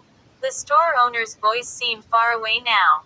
The heads began to jabber in rumbling, deep voices, drowning out his frantic cries. They murmured excitedly, making only sounds, no words, like a chorus of frogs. Up, up, they floated, as Carly Beth stared in silent horror. Run! Run! Yes. She turned. She forced her legs to move. And with a burst of energy, she began to run. She ran through the dimly lit front room of the store. Her hands grabbed for the doorknob, and she pulled open the door. A second later, she was out on the sidewalk, running through the darkness. Her sneakers thudded loudly on the pavement. She felt a shock of cold air against her hot face. Her hot, green face. Her monster face. The monster face she could not remove. She crossed the street and kept running. What was that sound? That deep, gurgling sound. That low murmur that seemed to be following her. Following her. Oh, no, Carly Beth cried out as she glanced back and saw the gruesome heads flying after her. A ghoulish parade. They flew in single file, one long chain of throbbing, jabbering heads. Their eyes glowed brightly, as bright as car headlights, and they were all trained on Carly Beth. Choked with fear, Carly Beth stumbled over the curb. Her arms shot forward as she struggled to regain her balance. Her legs wanted to collapse, but she forced them to move again. Bent into the wind, she ran, past dark houses and empty lots. It must be late, she realized. It must be very late. Too late. The words flashed into her mind. Too late for me. The hideous, glowing heads flew after her. Getting closer. Closer. The rumbling of their animal murmurs grew louder in her ears until the frightening sound seemed to surround her. The wind roared, gusting hard, as if deliberately pushing her back. The murmuring heads floated closer. I'm running through a dark nightmare, she thought. I may run forever. Too late. Too late for me. Or was it? An idea formed its way through her nightmarish panic. As she ran, her arms thrashing the air in front of her as if reaching for safety, her mind struggled for a solution, an escape. A symbol of love. She heard the store owner's words over the rumble of ugly voices behind her. A symbol of love. That's what it would take to rid her of the monster head that had become her own. Would it also stop the throbbing, glowing heads that pursued her? Would it send the faces of the unloved back to where they came from? Gasping loudly for breath, Carly Beth turned the corner and kept running. Glancing back, she could see her chattering pursuers turn, too. Where am I? She wondered, turning her eyes to the houses she was passing. She had been too frightened to care where she ran. But, now, Carly Beth had an idea. A desperate idea. And she had to get there before the gruesome parade of heads caught up with her. She had a symbol of love. It was her head. The plaster of Paris head her mother had sculpted of her. Carly Beth remembered asking her mother why she had sculpted it. And her mother had replied, "Because I love you." Maybe it could save her. Maybe it could help her out of this nightmare. But where was it? She had tossed it aside. She had let it fall behind a hedge. She had left it in someone's yard, and now she was back on the block. She recognized the street. She recognized the houses. This was where she had met up with Chuck and Steve. This is where she had sent them running off in terror. But where was the house? Where was the hedge? Her eyes darted frantically from yard to yard. Behind her, She saw, the heads had swarmed together. Like buzzing bees. They had bunched together, grinning now, grinning hideous, wet grins as they prepared to close in on her. I've got to find the head. Carly Beth told herself, struggling to breathe, struggling to keep her aching legs moving. I've got to find my head. The rumbling, jabbering voices grew louder. The heads swarmed closer. Where? Where? She screamed aloud. And then she saw the tall hedge. Across the street. The yard across the street.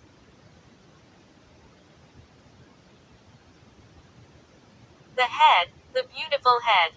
She had let it fall behind that hedge. Could she get to it before the ugly head swarmed over her? Yes. Sucking in a deep breath of air, her arms reaching out desperately in front of her, she turned and ran across the street. And dove behind the hedge. Onto her hands and knees. Her chest heaving. Her breath rasping. Her head pounding. She reached for the head. It was gone. 27. Gone. The head was gone. My last chance, Carly Beth thought, searching blindly, her hand thrashing frantically through the bottom of the hedge. Gone. Too late for me. Still on her knees, she turned to face her ghoulish pursuers. The heads, jabbering their mindless sounds, rose up in front of her, forming a wall. Carly Beth started to her feet. The throbbing wall of monster heads inched closer. She turned, searching for an escape route. And saw it. Saw her head. Saw the plaster of Paris head staring up at her from between two upraised roots on the big tree near the driveway. The wind must have blown it over there, she realized. And as the ugly heads bobbed closer, she dove for the tree. And grabbed the head with both hands. With a cry of triumph, she turned the sculpted face toward the jabbering heads and raised it high. Go away. Go away. Carly Beth screamed, holding the head up so they could all see it. This is a symbol of love. This is a symbol of love. Go away. The heads bobbed together. The glowing eyes stared at the sculpted head. They murmured excitedly. Wet smiles formed on their distorted lips. Go away. Go away. Carly Beth heard them laugh. Low, scornful laughter. Then they moved quickly, surrounding her, eager to swallow her up. 28. Too late for me. The words repeated in Carly Beth's mind. Her idea had failed. The heads swarmed around her, drooled over her, eyes bulging gleefully in triumph. Their rumbling murmurs became a roar. She felt herself being swallowed up in their foul-smelling heat. Without thinking, she lowered the sculpted head and pulled it down hard over her hideous monster head. To her surprise, it slid over her like a mask. I'm wearing my own face like a mask, she thought bitterly. As she pulled it over her, darkness descended. There were no eye holes. She couldn't see out. She couldn't hear. What will the gruesome heads do to me? She wondered, alone with her fear. Will I become one of the unloved now? Will I end up on display on a shelf along with them? Surrounded by the tight, silent darkness, Carly Beth waited. And waited. She could feel the blood pulsing at her temples. She could feel the throb of fear in her chest, the ache of her dry throat. What are they going to do? What are they doing? She couldn't bear being alone, shut in with her fear, surrounded by silence and the dark. With a hard tug, she pulled off the sculpted head. The gruesome heads were gone. Vanished. Carly Beth stared straight ahead in disbelief. Then her eyes darted around the shadowy lawn. She searched the trees and shrubs. She squinted into the dark spaces between the houses. Gone. They were gone. For a long moment, Carly Beth sat in the cold, wet grass, the sculpted head in her lap, breathing hard, staring across the silent, empty front yards. Soon her breathing returned to normal. She climbed to her feet. The wind had gentled. The pale half-moon slipped out from behind the dark clouds that had covered it. Carly Beth felt something flap against her throat. Startled, she reached up and felt the bottom of the mask. The bottom of the mask. Yes. There was a gap between the mask and her neck. Hey! She cried aloud, setting the sculpted head down gently at her feet. She raised both hands to the bottom of the mask and pulled up. The mask came off easily. Stunned, she lowered it and held it in front of her. She folded it up, then unfolded it. The orange eyes that had glowed like fire had faded. The pointed animal fangs had become rubbery and limp. You're just a mask, she cried aloud. Just a mask again. Laughing gleefully, she tossed it up in the air and caught it. It can be removed only once, the store owner had told her. Only once by a symbol of love. Well, I've done it, Carly Beth told herself happily. I've removed it, and, don't worry, I'll never put it on again. Never. She suddenly felt exhausted. I've got to get home, she told herself. It's probably close to midnight. Most of the houses were dark. There were no cars moving on the streets. The trick-or-treaters had all gone home. Carly Beth bent to pick up the sculpted head. Then, carrying the mask and the plaster head, she began walking quickly toward her house. Halfway up the driveway, she stopped. She reached up and examined her face with one hand. Do I have my old face back? She wondered. She rubbed her cheeks, then ran her fingers over her nose. Is it my old face? Do I look like me? She couldn't tell just by touching. I've got to get to a mirror, she exclaimed out loud. Desperate to see if her face had returned to normal, she ran up to her front door and rang the bell. After a few seconds, the door swung open, and Noah appeared. He pushed open the storm door. Then he raised his eyes to her face and started to scream. Take off that mask. Take it off. You're so ugly. 29. No, Carly Beth cried in horror. The mask must have changed her face, she realized. No, oh, no. She pushed past her brother, tossed down the head and the mask, and ran to the hallway mirror. Her face stared back at her. Perfectly normal. Her old face. Her good old face. Her dark brown eyes. Her broad forehead. Her snip of a nose, which she had always wished was longer. I'll never complain about my nose again, she thought happily. Her face was normal again. All normal.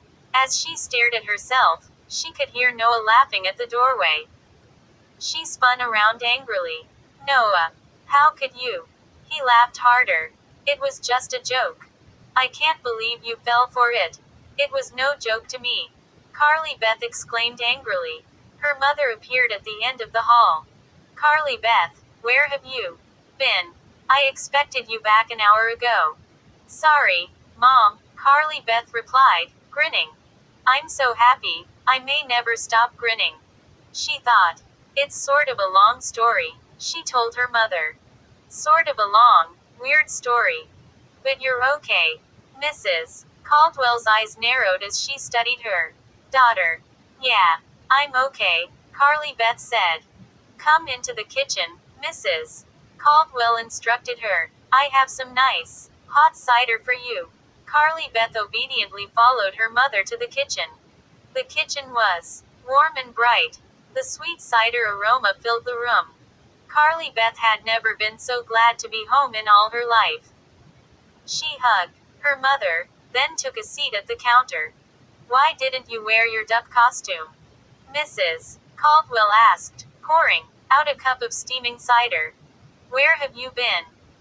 Why weren't you with Sabrina? Sabrina has called twice already, wondering what happened to you. Well, Carly Beth began. It's sort of a long story, Mom. I'm not going anywhere, her mother said, setting the cup of cider down in front of Carly Beth. She leaned against the counter, resting her chin in one hand. Go ahead. Talk. Well, Carly Beth hesitated. Everything is fine now, Mom. Perfectly fine. But before she could say another word, Noah burst into the room. Hey, Carly Beth. he called in a deep, raspy voice. Look at me. How do I look in your mask?